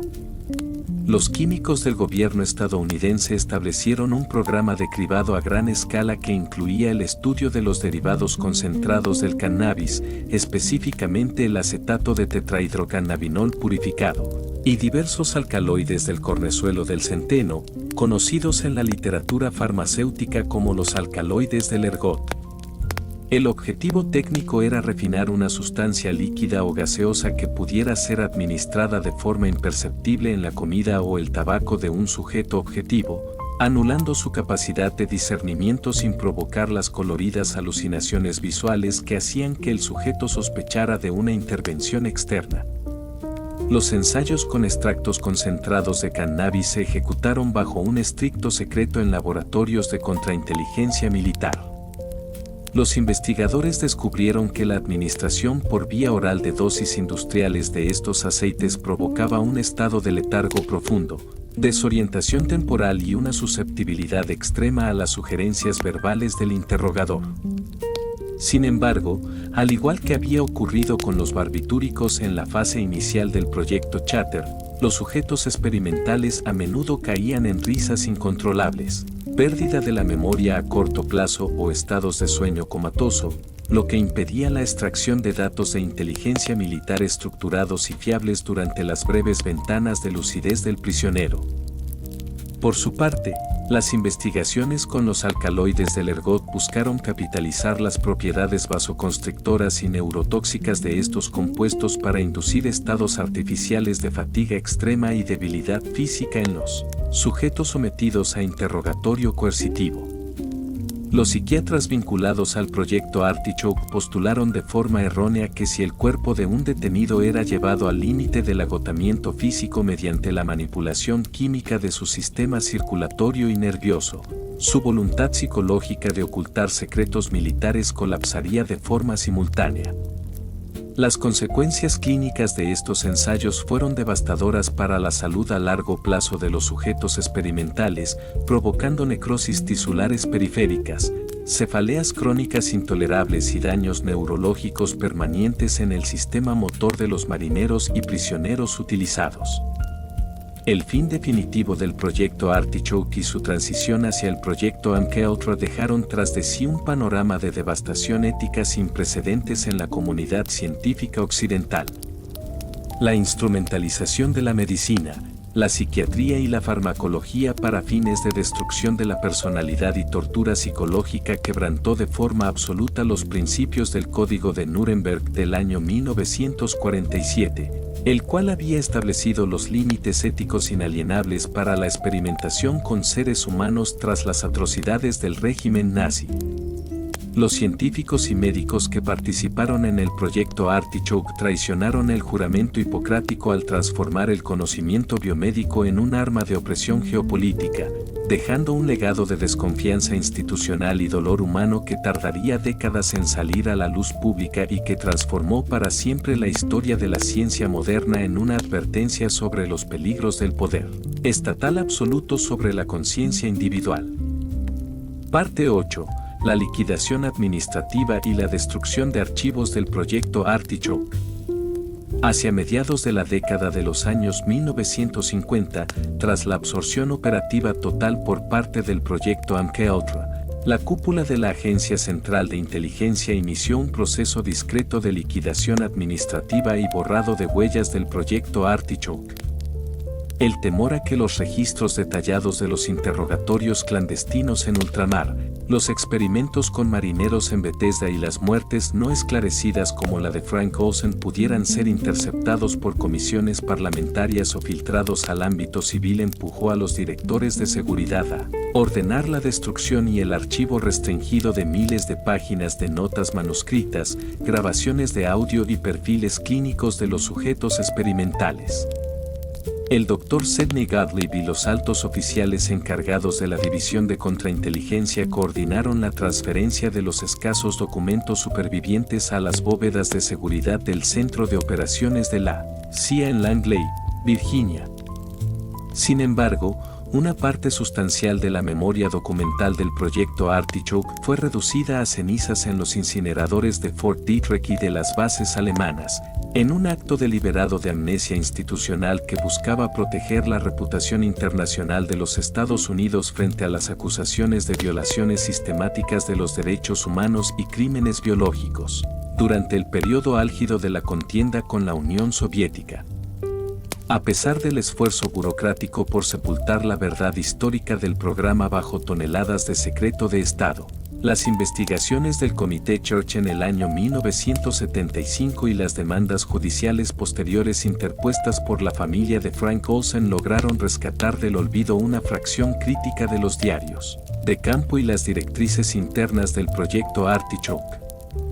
Estos fragmentos desclasificados revelaron al mundo contemporáneo el alcance de una conspiración institucionalizada donde el Estado consideró a sus propios ciudadanos y a los prisioneros extranjeros como meras unidades biológicas descartables en la búsqueda de la verdad química, cerrando un capítulo oscuro de la Guerra Fría que alteró de forma irreversible las normas éticas del desarrollo científico moderno. Parte 9. El legado cultural del control mental y la paranoia colectiva americana. Las repercusiones de los proyectos Chatter, Bluebeard y Artichoke no se limitaron a los pasillos blindados del Pentágono ni a los laboratorios clandestinos de Fort Detrick. A medida que los detalles de estas operaciones de manipulación psicológica y experimentación química comenzaron a filtrarse hacia el dominio público durante las investigaciones del Congreso en la década de los años 1970, el tejido social estadounidense sufrió una transformación profunda. La revelación de que su propio gobierno había utilizado a ciudadanos comunes, militares y prisioneros como cobayas biológicas inoculó un veneno de sospecha e incredulidad sistémica en la psique colectiva, dando origen a una era de paranoia institucionalizada que redefinió la cultura popular de la posguerra. El arquetipo del candidato manchú, el agente durmiente programado subconscientemente mediante drogas y mensajes posthipnóticos para cometer asesinatos políticos sin recordar sus actos, pasó de ser una fantasía de la literatura de suspense a una posibilidad histórica aterradora. Novelas y adaptaciones cinematográficas de las décadas posteriores explotaron este pánico cultural, reflejando el miedo absoluto a la pérdida de la libre voluntad y a la colonización de la mente por parte del Estado. La figura del científico gubernamental frío y amoral, encarnada en el imaginario popular por los operadores de la vida real como el Dr. Sidney Gottlieb, se convirtió en un villano recurrente en el cine de intriga y la ciencia ficción contemporánea, consolidando la desconfianza hacia las instituciones biomédicas y de seguridad. En el terreno de las teorías de la conspiración, el legado de estos programas actuó como un combustible inagotable. La destrucción sistemática de los archivos oficiales por parte de la cúpula de la Agencia Central de Inteligencia en el año 1973 no eliminó el misterio, sino que expandió el vacío documental, permitiendo que la imaginación pública atribuyera cualquier evento anómalo o comportamiento social inexplicable a supuestos experimentos de control mental masivo aún activos. Desde los debates sobre la fluoración del agua hasta los mitos urbanos sobre frecuencias electromagnéticas de baja intensidad diseñadas para alterar las ondas cerebrales de la población, la sombra de Artichoke y Bluebeard legitimó la sospecha de que detrás de la normalidad democrática operaba una infraestructura de dominación neurobiológica. Esta paranoia cultural duradera alteró de forma irreversible la relación entre el ciudadano estadounidense y sus agencias de inteligencia. La revelación de la verdad química demostró que las armas más aterradoras de la Guerra Fría no eran los misiles nucleares intercontinentales que amenazaban con destruir las ciudades desde el cielo, sino las pequeñas ampollas de suero y los trances hipnóticos diseñados para saquear el último reducto de la libertad humana, la intimidad de la propia conciencia. La crónica de estos proyectos clandestinos permanece en la historia moderna no solo como un expediente de abusos clínicos, sino como el mito fundacional de la desconfianza contemporánea, un espejo oscuro donde la sociedad occidental descubrió los extremos de monstruosidad a los que el poder estatal puede llegar cuando se despoja de límites éticos en nombre de la seguridad nacional. Parte 10. El cierre de la crónica química y el balance técnico final. Al analizar la microcronología completa de los proyectos Chatter, Bluebeard y Artichoke, los historiadores militares y los analistas de inteligencia del siglo XXI coinciden en un diagnóstico técnico paradoxal. El programa fue un éxito rotundo en la destrucción de personalidades individuales, pero un fracaso absoluto en la creación de las herramientas operativas que sus directores habían prometido al Estado Mayor conjunto. Los millones de dólares invertidos en el cribado de alcaloides exóticos, mescalina, derivados del cannabis y LSD no consiguieron producir un suero de la verdad fiable ni un soldado programable de forma matemática, demostrando que la psique humana posee mecanismos de resistencia y caos biológico que la farmacología coercitiva no puede domar por completo. El saldo humano de estas 2 décadas de experimentación encubierta quedó sepultado bajo el peso del secreto militar y las compensaciones económicas discretas otorgadas a los pocos supervivientes que lograron articular sus demandas ante los tribunales federales. Las vidas destruidas en los laboratorios de Bethesda, las mentes fragmentadas en las casas de seguridad de Alemania y Japón, y las muertes trágicas como la de Frank Olsen fueron catalogadas internamente como simples daños colaterales en la carrera científica contra el bloque soviético. La clausura burocrática de estos programas a mediados de los años 1950 no significó el arrepentimiento institucional, sino la evolución de estas mismas técnicas hacia plataformas de manipulación psicológica global mucho más sofisticadas y sutiles. El balance final de esta odisea parapsicológica y química nos deja una advertencia imperecedera sobre los peligros de la soberbia científica cuando se alía con el absolutismo estatal. El proyecto Chater y sus sucesores intentaron cartografiar el cerebro humano no para curar sus dolencias o expandir su potencial cognitivo, sino para transformarlo en un territorio de conquista geopolítica.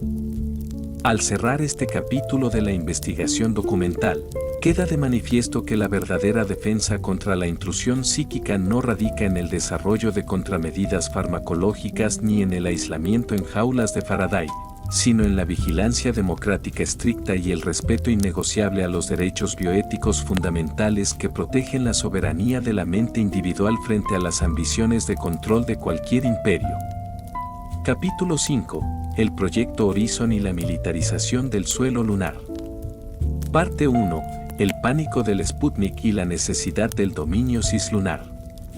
Hacia finales de la década de los años 1950, la geopolítica de la Guerra Fría sufrió una mutación radical al desplazarse los límites de la confrontación militar desde la superficie terrestre hacia la estratosfera y el espacio exterior.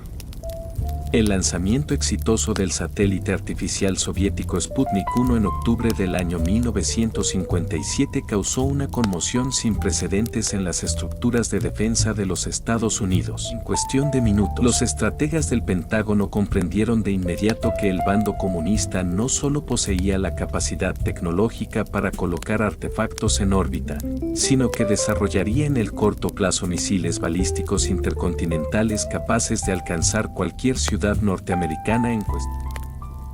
En este contexto de vulnerabilidad estratégica, el alto mando del Departamento del Ejército de los Estados Unidos determinó que la única forma de contrarrestar la superioridad orbital soviética a largo plazo era asegurar el control físico del cuerpo celeste más cercano a la Tierra, la Luna.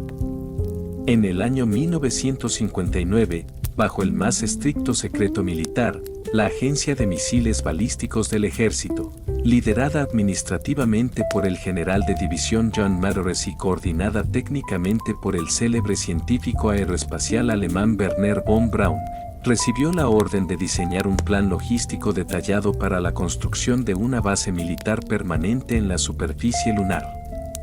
Este programa ultra secreto fue bautizado formalmente como Proyecto Horizon.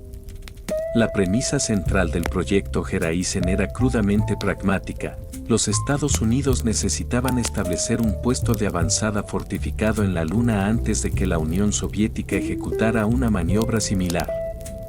Los planificadores del ejército postularon que el dominio del espacio cislunar otorgaría una ventaja militar decisiva a la nación que lo lograra, permitiendo la instalación de sistemas de vigilancia satelital avanzados, estaciones de interceptación de comunicaciones globales y, de manera más alarmante, plataformas de lanzamiento de misiles nucleares que resultarían virtualmente invulnerables a un primer ataque sorpresa ejecutado desde la superficie de la Tierra. Parte 2. El cronograma logístico de Wernher von Braun y los cohetes Saturno. Para transformar esta audaz visión de ingeniería en una realidad operativa, Wernher von Braun y su equipo de ingenieros en el Arsenal de Redstone, ubicado en Huntsville, Alabama, elaboraron un volumen técnico monumental que detallaba cada fase del despliegue logístico necesario. El informe final del proyecto Horizon, entregado al Estado Mayor Conjunto en junio del año 1959, establecía un cronograma microcronológico extremadamente ambicioso que debía culminar a mediados de la década de los años 1960 con una base militar plenamente funcional habitada por 12 soldados especialistas. El pilar fundamental de la estrategia de von Braun dependía del desarrollo acelerado de una familia de cohetes pesados de proporciones colosales, denominados inicialmente como la serie Saturno. Los cálculos de la Agencia de Misiles Balísticos determinaron que para transportar los materiales de construcción, los suministros de supervivencia y el personal militar hacia la superficie lunar, El gobierno de los Estados Unidos tendría que autorizar un total de 147 lanzamientos de cohetes Saturno A1 y Saturno A2 entre los años 1964 y 1967. El plan logístico contemplaba una metodología de ensamblaje en órbita terrestre baja. Los cohetes transportarían los componentes de las naves espaciales hacia una estación espacial orbital temporal, donde los astronautas militares ensamblarían los vehículos de transferencia lunar encargados de realizar el viaje definitivo hacia el satélite. Los ingenieros alemanes calcularon con precisión matemática que los primeros 2 soldados del ejército pisarían el suelo lunar en el año 1965, asumiendo el rol de exploradores avanzados encargados de validar las condiciones del terreno y preparar la llegada de la maquinaria pesada de excavación automatizada. Parte 3. El diseño subterráneo y los reactores nucleares de la base lunar. El núcleo arquitectónico del proyecto Horizon abandonaba cualquier noción de campamento científico superficial para adentrarse en la ingeniería de fortificaciones militares subterráneas de alta resistencia. Wernher von Braun y los planificadores del Cuerpo de Ingenieros del Ejército determinaron que la superficie lunar, expuesta de forma continua al bombardeo de micrometeoritos, a las fluctuaciones extremas de temperatura de más de 100 grados centígrados y a los niveles letales de radiación solar y cósmica, resultaba insostenible para estructuras habitables externas. La solución técnica consistía en sepultar la base bajo el regolito lunar, utilizando el propio suelo del satélite como un escudo protector natural.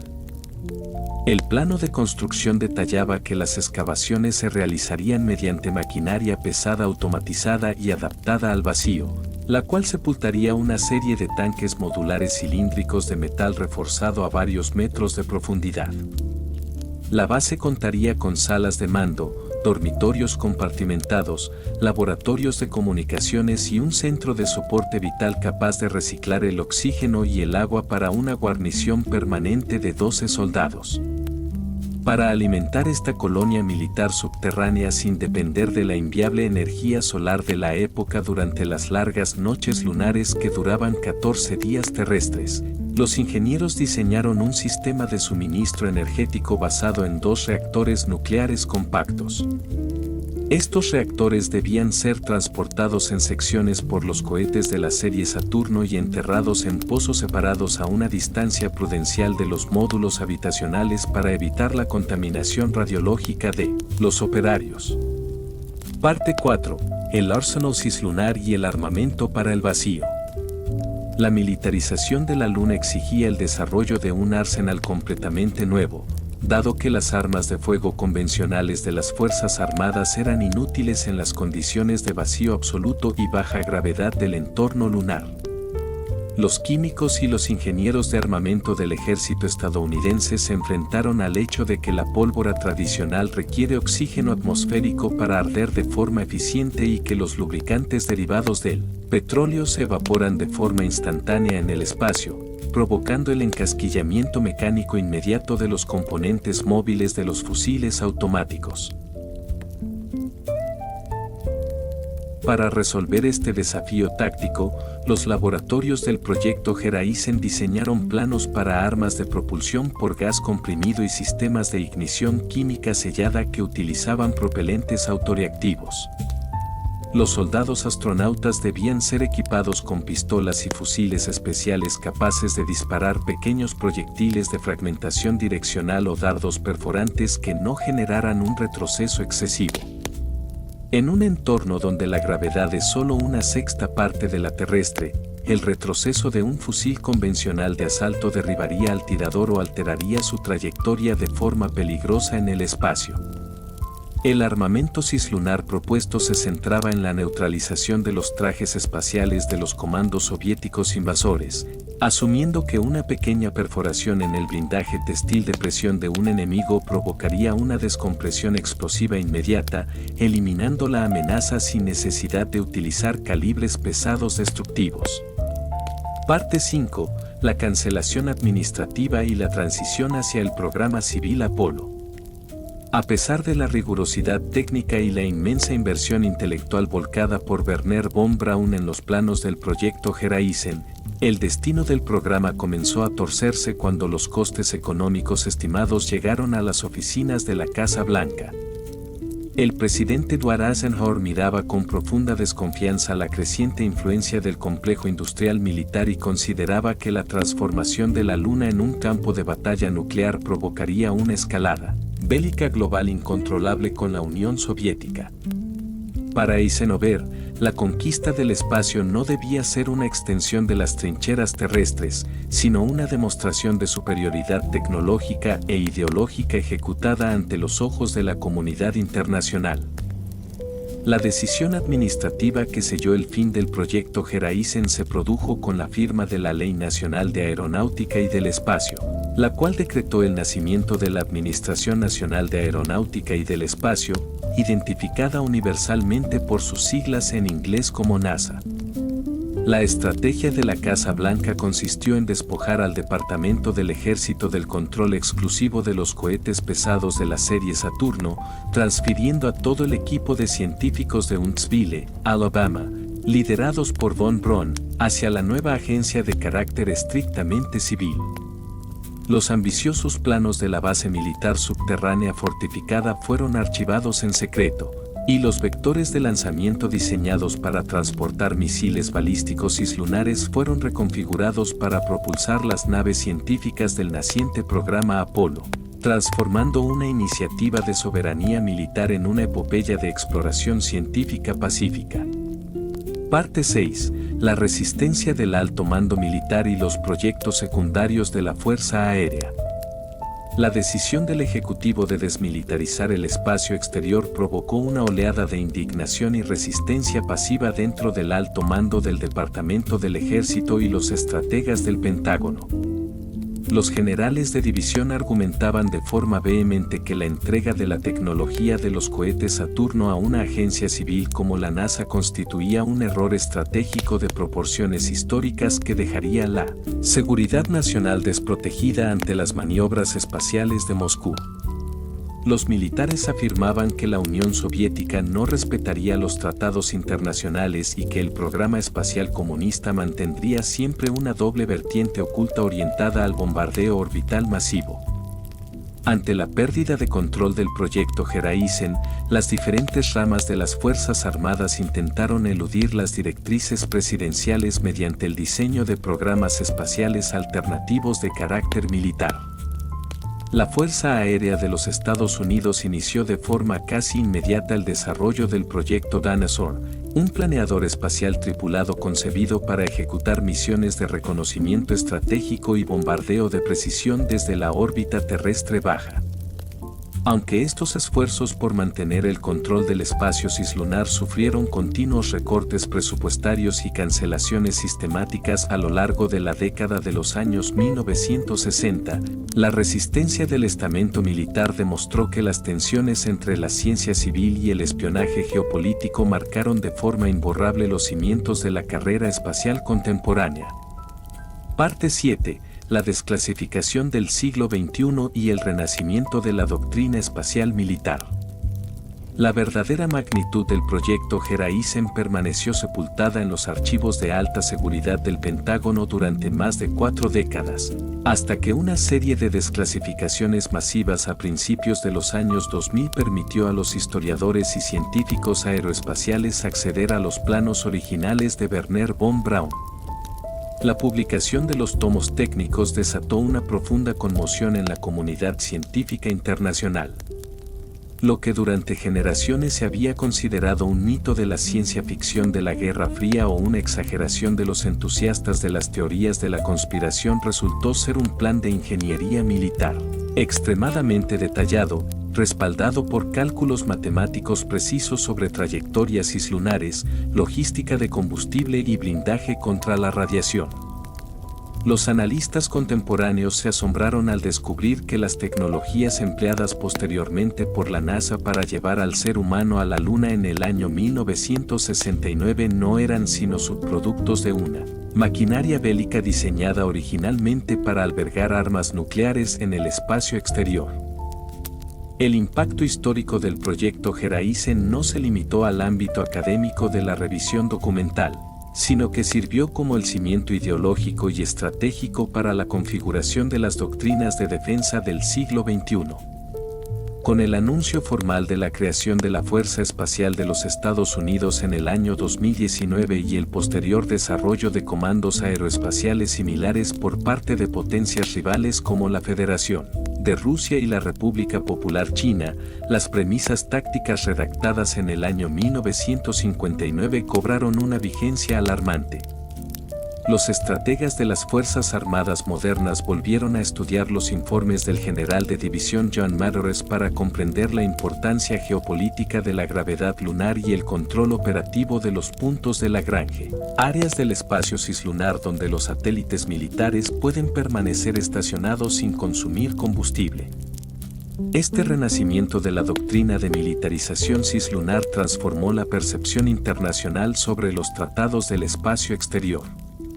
La noción contemporánea de que la Luna y sus recursos mineros, como el helio 3 y el agua helada de los cráteres polares, constituyen el nuevo territorio de conquista económica y militar directa es un reflejo directo de las ambiciones del proyecto Geraisen.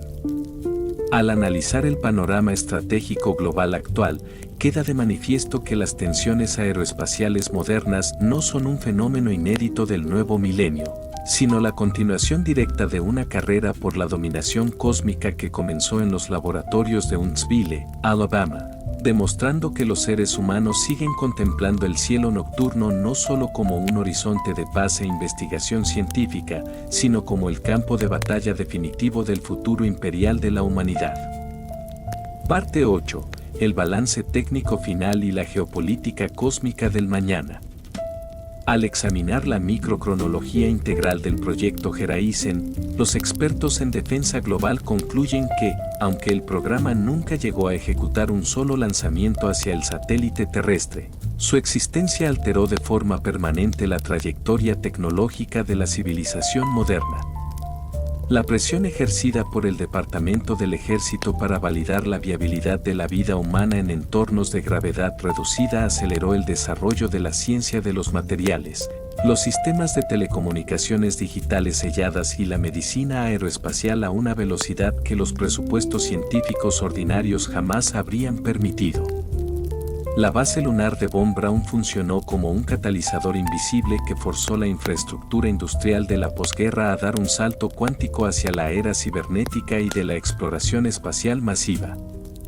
El saldo político de este esfuerzo secreto de la Guerra Fría nos deja una lección imperecedera sobre los límites de la soberanía estatal y la fragilidad de la paz internacional. Los acuerdos internacionales posteriores, como el Tratado sobre el Espacio Ultraterrestre del año 1967, se redactaron con el propósito expreso de prohibir la instalación de armas de destrucción masiva en los cuerpos celestes, un cordón sanitario diplomático diseñado precisamente para evitar que los planos del proyecto Geraisen y sus equivalentes soviéticos se materializaran en una realidad apocalíptica. Sin embargo, a medida que el orden geopolítico contemporáneo avanza hacia una nueva era de multipolaridad defensiva, el fantasma de la base subterránea de Geraisen regresa a las mesas de diseño de los ministerios de defensa, recordando al mundo que la ambición de poder absoluto de las grandes potencias siempre buscará expandirse más allá de los confines de la biosfera terrestre. Capítulo 6. El proyecto Iceworm y la fortaleza atómica bajo el hielo. Parte 1. La doctrina del escudo ártico y la amenaza polar. A finales de la década de los años 1950, la planificación militar de los Estados Unidos identificó que la ruta más corta para un ataque con misiles balísticos intercontinentales por parte de la Unión Soviética no cruzaba los océanos Atlántico o Pacífico, sino el inhóspito y congelado Círculo Polar Ártico. En el tablero de la disuasión nuclear, quien controlara las vastas extensiones heladas del norte obtendría una ventaja de alerta temprana y capacidad de respuesta de proporciones definitivas. Fue bajo esta lógica de supervivencia geopolítica que el Departamento de Defensa de los Estados Unidos fijó sus ojos en Groenlandia, un territorio estratégico bajo la soberanía del Reino de Dinamarca. En el año 1959, el Cuerpo de Ingenieros del Ejército de los Estados Unidos inició en secreto el proyecto Iceworm. El objetivo encubierto de esta operación de alta ingeniería militar era construir una red masiva y subterránea de túneles dinámicos ocultos bajo la capa de hielo groenlandesa, con la capacidad operativa de albergar, desplazar y lanzar hasta 600 misiles nucleares de alcance medio equipados con ojivas atómicas. Este despliegue permitiría al ejército estadounidense apuntar directamente a los centros urbanos e industriales de Moscú y Leningrado desde posiciones geográficas virtualmente indetectables para los radares y satélites de reconocimiento soviéticos. Para justificar la presencia militar masiva ante el gobierno danés y la opinión pública internacional sin revelar los verdaderos planes nucleares, el Pentágono diseñó una elaborada fachada científica y tecnológica bautizada como Camp Century. Frente al mundo, Camp Century fue presentado en el año 1960 como un centro de investigación polar de vanguardia, un laboratorio futurista dedicado al estudio de la glaciología, la viabilidad de la vida humana en climas extremos y la aplicación de la energía nuclear con fines pacíficos en el Ártico, ocultando bajo toneladas de hielo compacto una de las infraestructuras bélicas más audaces de la Guerra Fría. Parte 2. Camp Century y la ingeniería de los túneles dinámicos. La construcción de Camp Century, iniciada formalmente en el año 1959 a unos 240 kilómetros de la base aérea de Thule, desafió todas las leyes conocidas de la arquitectura militar contemporánea. Los ingenieros del ejército utilizaron inmensas máquinas excavadoras de origen suizo para cavar profundas trincheras en la nieve compacta, las cuales fueron cubiertas posteriormente con arcos de acero corrugado y sepultadas de nuevo bajo densas capas de nieve polvo. Este proceso generó una red subterránea de 21 túneles interconectados con una extensión lineal combinada de 3 kilómetros. En el interior de estas trincheras de hielo, aislados de las temperaturas exteriores que caían con regularidad a los 45 grados bajo cero, los planificadores militares construyeron una auténtica ciudad modular en miniatura. Los pasillos albergaban laboratorios científicos, cocinas industriales, un hospital quirúrgico completo, áreas de recreo, dormitorios para más de 200 soldados especialistas y talleres de mantenimiento mecánico para los vehículos oruga encargados de la logística superficial.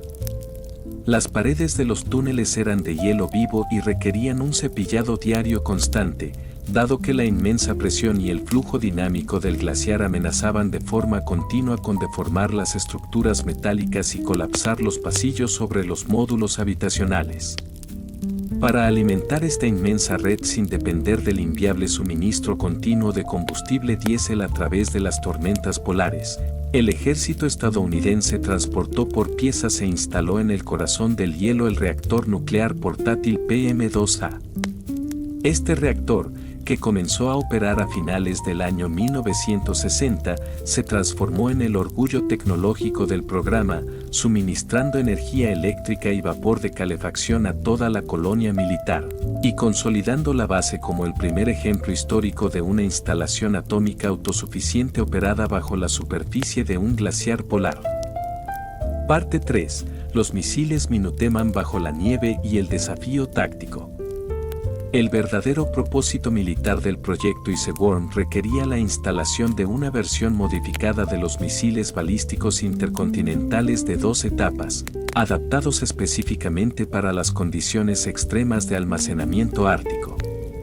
Los estrategas del Pentágono planificaron el despliegue masivo de misiles del tipo Minuteman, concebidos en los informes internos como vectores de ataque rápido capaces de ser desplazados de forma continua sobre raíles subterráneos en el interior de los túneles de hielo. La idea operativa era mantener los misiles en un movimiento constante para evitar que la inteligencia satelital soviética pudiera fijar la posición exacta de las lanzaderas nucleares en caso de un ataque preventivo. El diseño de la red ferroviaria interna exigía que los túneles se mantuvieran en unas dimensiones matemáticas rigurosas. Sin embargo, los misiles atómicos requerían sistemas complejos de mantenimiento térmico para asegurar que los combustibles sólidos de los motores no sufrieran fisuras estructurales debido al frío polar extremo. Las secciones de lanzamiento estaban diseñadas con compuertas superiores retráctiles de apertura rápida, cubiertas por capas delgadas de nieve artificial que se romperían de forma instantánea al activarse los motores de los misiles, permitiendo que las ojivas nucleares salieran despedidas hacia la estratosfera en dirección al bloque comunista en un tiempo de respuesta inferior a los 15 minutos desde la orden presidencial. Parte 4. El colapso geológico del glaciar y la crisis del reactor nuclear. Hacia el año 1962, el orgullo ingenieril del Cuerpo de Ingenieros del Ejército comenzó a tropezar con la implacable realidad geofísica de la capa de hielo de Groenlandia. Los científicos militares habían asumido erróneamente en sus modelos teóricos que el hielo subsuperficial permanecería estático y actuaría como una roca sólida de hormigón congelado. En lugar de eso, el glaciar demostró ser un fluido dinámico inmenso que se movía, se comprimía y cambiaba de manera continua bajo el peso de las capas superiores de nieve acumulada durante miles de años. Los túneles comenzaron a cerrarse de forma alarmante debido al efecto de flujo plástico del hielo. Los pasillos rectilíneos diseñados para las vías del tren de misiles empezaron a curvarse y a estrecharse, amenazando con aplastar las canalizaciones de vapor y los cables de alta tensión del reactor nuclear PM-2A. Los soldados asignados a Camp Century debían trabajar en turnos ininterrumpidos de 24 horas armados con sierras mecánicas para recortar miles de toneladas de hielo de las paredes de los túneles, en una batalla inútil y agotadora contra la física de la naturaleza. La situación técnica alcanzó su punto crítico cuando las deformaciones del hielo comenzaron a presionar de forma directa el módulo blindado que albergaba el núcleo del reactor nuclear. El temor a una ruptura estructural que provocara una fusión del núcleo y una contaminación radiológica masiva del agua subterránea y del hielo circundante encendió las alarmas en el Pentágono. La posibilidad de un desastre nuclear ecológico en un territorio soberano de Dinamarca, un aliado de la Organización del Tratado del Atlántico Norte que desconocía por completo la presencia de armas atómicas en la base, forzó a los mandos militares a reconsiderar la viabilidad a largo plazo de mantener una fortaleza nuclear oculta en el corazón de un glaciar móvil. Parte 5. La clausura oficial del proyecto Iceborne y el abandono del reactor PM-2A. Hacia el año 1963, la Agencia Central de Inteligencia y el Estado Mayor Conjunto concluyeron que la batalla contra las fuerzas geofísicas de Groenlandia estaba completamente perdida. Las deformaciones plásticas del glaciar amenazaban de forma inminente la integridad estructural del reactor nuclear portátil PM-2A, cuya operatividad se volvió insostenible. En el mes de octubre de ese mismo año, el ejército estadounidense tomó la decisión irreversible de apagar el núcleo atómico y evacuar el combustible nuclear reactivo hacia el territorio continental de los Estados Unidos, dejando la base bajo el suministro rudimentario de generadores diésel convencionales. El colapso definitivo del programa se formalizó en el año 1967. El proyecto Iceborne fue cancelado de manera oficial y Camp Century fue abandonado de forma definitiva por las últimas guarniciones de ingenieros militares. Los planificadores del Pentágono, convencidos de que las intensas nevadas del Ártico sepultarían los restos de la base bajo cientos de metros de hielo compacto durante miles de años, tomaron la polémica decisión logística de dejar atrás toda la infraestructura no nuclear.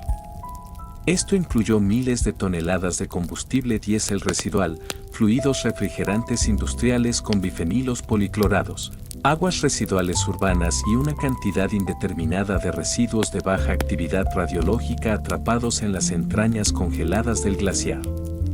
Parte 6. La crisis diplomática con Dinamarca y el fantasma del cambio climático. La existencia real del proyecto Iceborne permaneció oculta bajo un estricto secreto de Estado hasta mediados de la década de los años 1990, Cuando una investigación histórica del Instituto Danés de Política Exterior sacó a la luz los documentos desclasificados del Pentágono. La revelación de que el gobierno de los Estados Unidos había planeado almacenar 600 misiles atómicos bajo el suelo de Groenlandia desató un escándalo diplomático de proporciones masivas entre Copenhague y Washington. La opinión pública danesa descubrió con indignación que su soberanía territorial y su estricta política de desnuclearización nacional habían sido vulneradas sistemáticamente durante el periodo álgido de la Guerra Fría sin el consentimiento ni el conocimiento de su parlamento. En el siglo XXI, el legado tóxico de Camp Century ha mutado de un diferendo diplomático histórico a una crisis ecológica y de seguridad global de carácter urgente debido al avance acelerado del calentamiento global. Los modelos climáticos contemporáneos demuestran que la capa de hielo de Groenlandia se está derritiendo a un ritmo sin precedentes históricos. Los científicos advierten que para finales del siglo, el deshielo estival desenterrará por completo los miles de litros de bifenilos policlorados, los residuos químicos y las partículas radiactivas abandonados en el año 1967, liberándolos directamente en los ecosistemas marinos del Atlántico Norte y reactivando las tensiones políticas entre Dinamarca, las autoridades autónomas de Groenlandia y el gobierno estadounidense sobre quien debe asumir los astronómicos costes financieros y logísticos de una descontaminación ártica de emergencia. Parte 7. La paradoja científica de Camp Century y los cimientos de la paleoclimatología. A pesar de los oscuros propósitos estratégicos que motivaron la perforación del hielo groenlandés, el proyecto Isegworn dejó tras de sí un subproducto científico de un valor incalculable que alteró para siempre el curso de las ciencias de la Tierra. Para justificar la presencia militar ante los observadores internacionales bajo la fachada de Camp Century, el Pentágono permitió que científicos civiles y militares ejecutaran ambiciosos programas de glaciología aplicada. Fue en estas instalaciones subterráneas donde el geofísico danés Willy Dansgaard y el equipo del Cuerpo de Ingenieros del Ejército de los Estados Unidos extrajeron, en el año 1966, el primer núcleo de hielo profundo de la historia humana, alcanzando una profundidad de 1.388 metros hasta tocar la roca madre subglacial. Esta perforación pionera se transformó de forma involuntaria en una máquina del tiempo climatológica de proporciones monumentales. Al analizar las burbujas de aire atrapadas y las composiciones isotópicas del oxígeno en las diferentes capas de la columna de hielo extraída, los investigadores descubrieron que el glaciar conservaba un registro fósil ininterrumpido y extremadamente preciso de las variaciones atmosféricas, las temperaturas globales y las erupciones volcánicas del planeta durante los últimos 100.000 años. Los datos obtenidos en Camp Century sentaron las bases metodológicas de la paleoclimatología moderna, demostrando por primera vez a la comunidad científica internacional que el clima de la Tierra es capaz de sufrir cambios drásticos, violentos y significativos en periodos de tiempo extremadamente breves, transformando un expediente de contrainteligencia militar en el cimiento científico sobre el cual se construyeron los modelos contemporáneos del cambio climático global. Parte 8. El legado estratégico en la literatura militar y el destino del Ártico. En los manuales de la alta estrategia geopolítica y la ingeniería de combate, el proyecto Isegworn permanece catalogado como uno de los ejemplos más audaces, complejos y costosos de la doctrina de la disuasión nuclear móvil de la posguerra. El programa demostró la viabilidad técnica de operar infraestructuras complejas de soporte vital en los entornos más hostiles del planeta mediante el uso de reactores nucleares portátiles, redefiniendo los límites geográficos de la guerra logística moderna. Sin embargo, en la literatura militar contemporánea, el proyecto funciona también como una severa advertencia técnica sobre los peligros de ignorar las variables geofísicas a largo plazo al diseñar fortificaciones estratégicas fijas en entornos naturales dinámicos. En el siglo XXI, a medida que el Círculo Polar Ártico se consolida nuevamente como una zona de fricción geopolítica directa debido a la apertura de nuevas rutas de navegación comercial causadas por el deshielo y el descubrimiento de inmensos yacimientos de gas y petróleo subacuáticos, las lecciones del proyecto ICEWORM han cobrado una relevancia estratégica renovada. Las potencias globales del hemisferio norte estudian la microcronología de Camp Century para comprender las complejidades de la soberanía compartida, la gestión de bases avanzadas en climas polares extremos y los inmensos costes financieros e institucionales asociados al desmantelamiento de activos nucleares en ecosistemas vulnerables, consolidando esta antigua fortaleza oculta bajo la nieve como el puente histórico entre los conflictos ideológicos del siglo XX y las nuevas disputas imperiales por el control ecológico y territorial del mañana.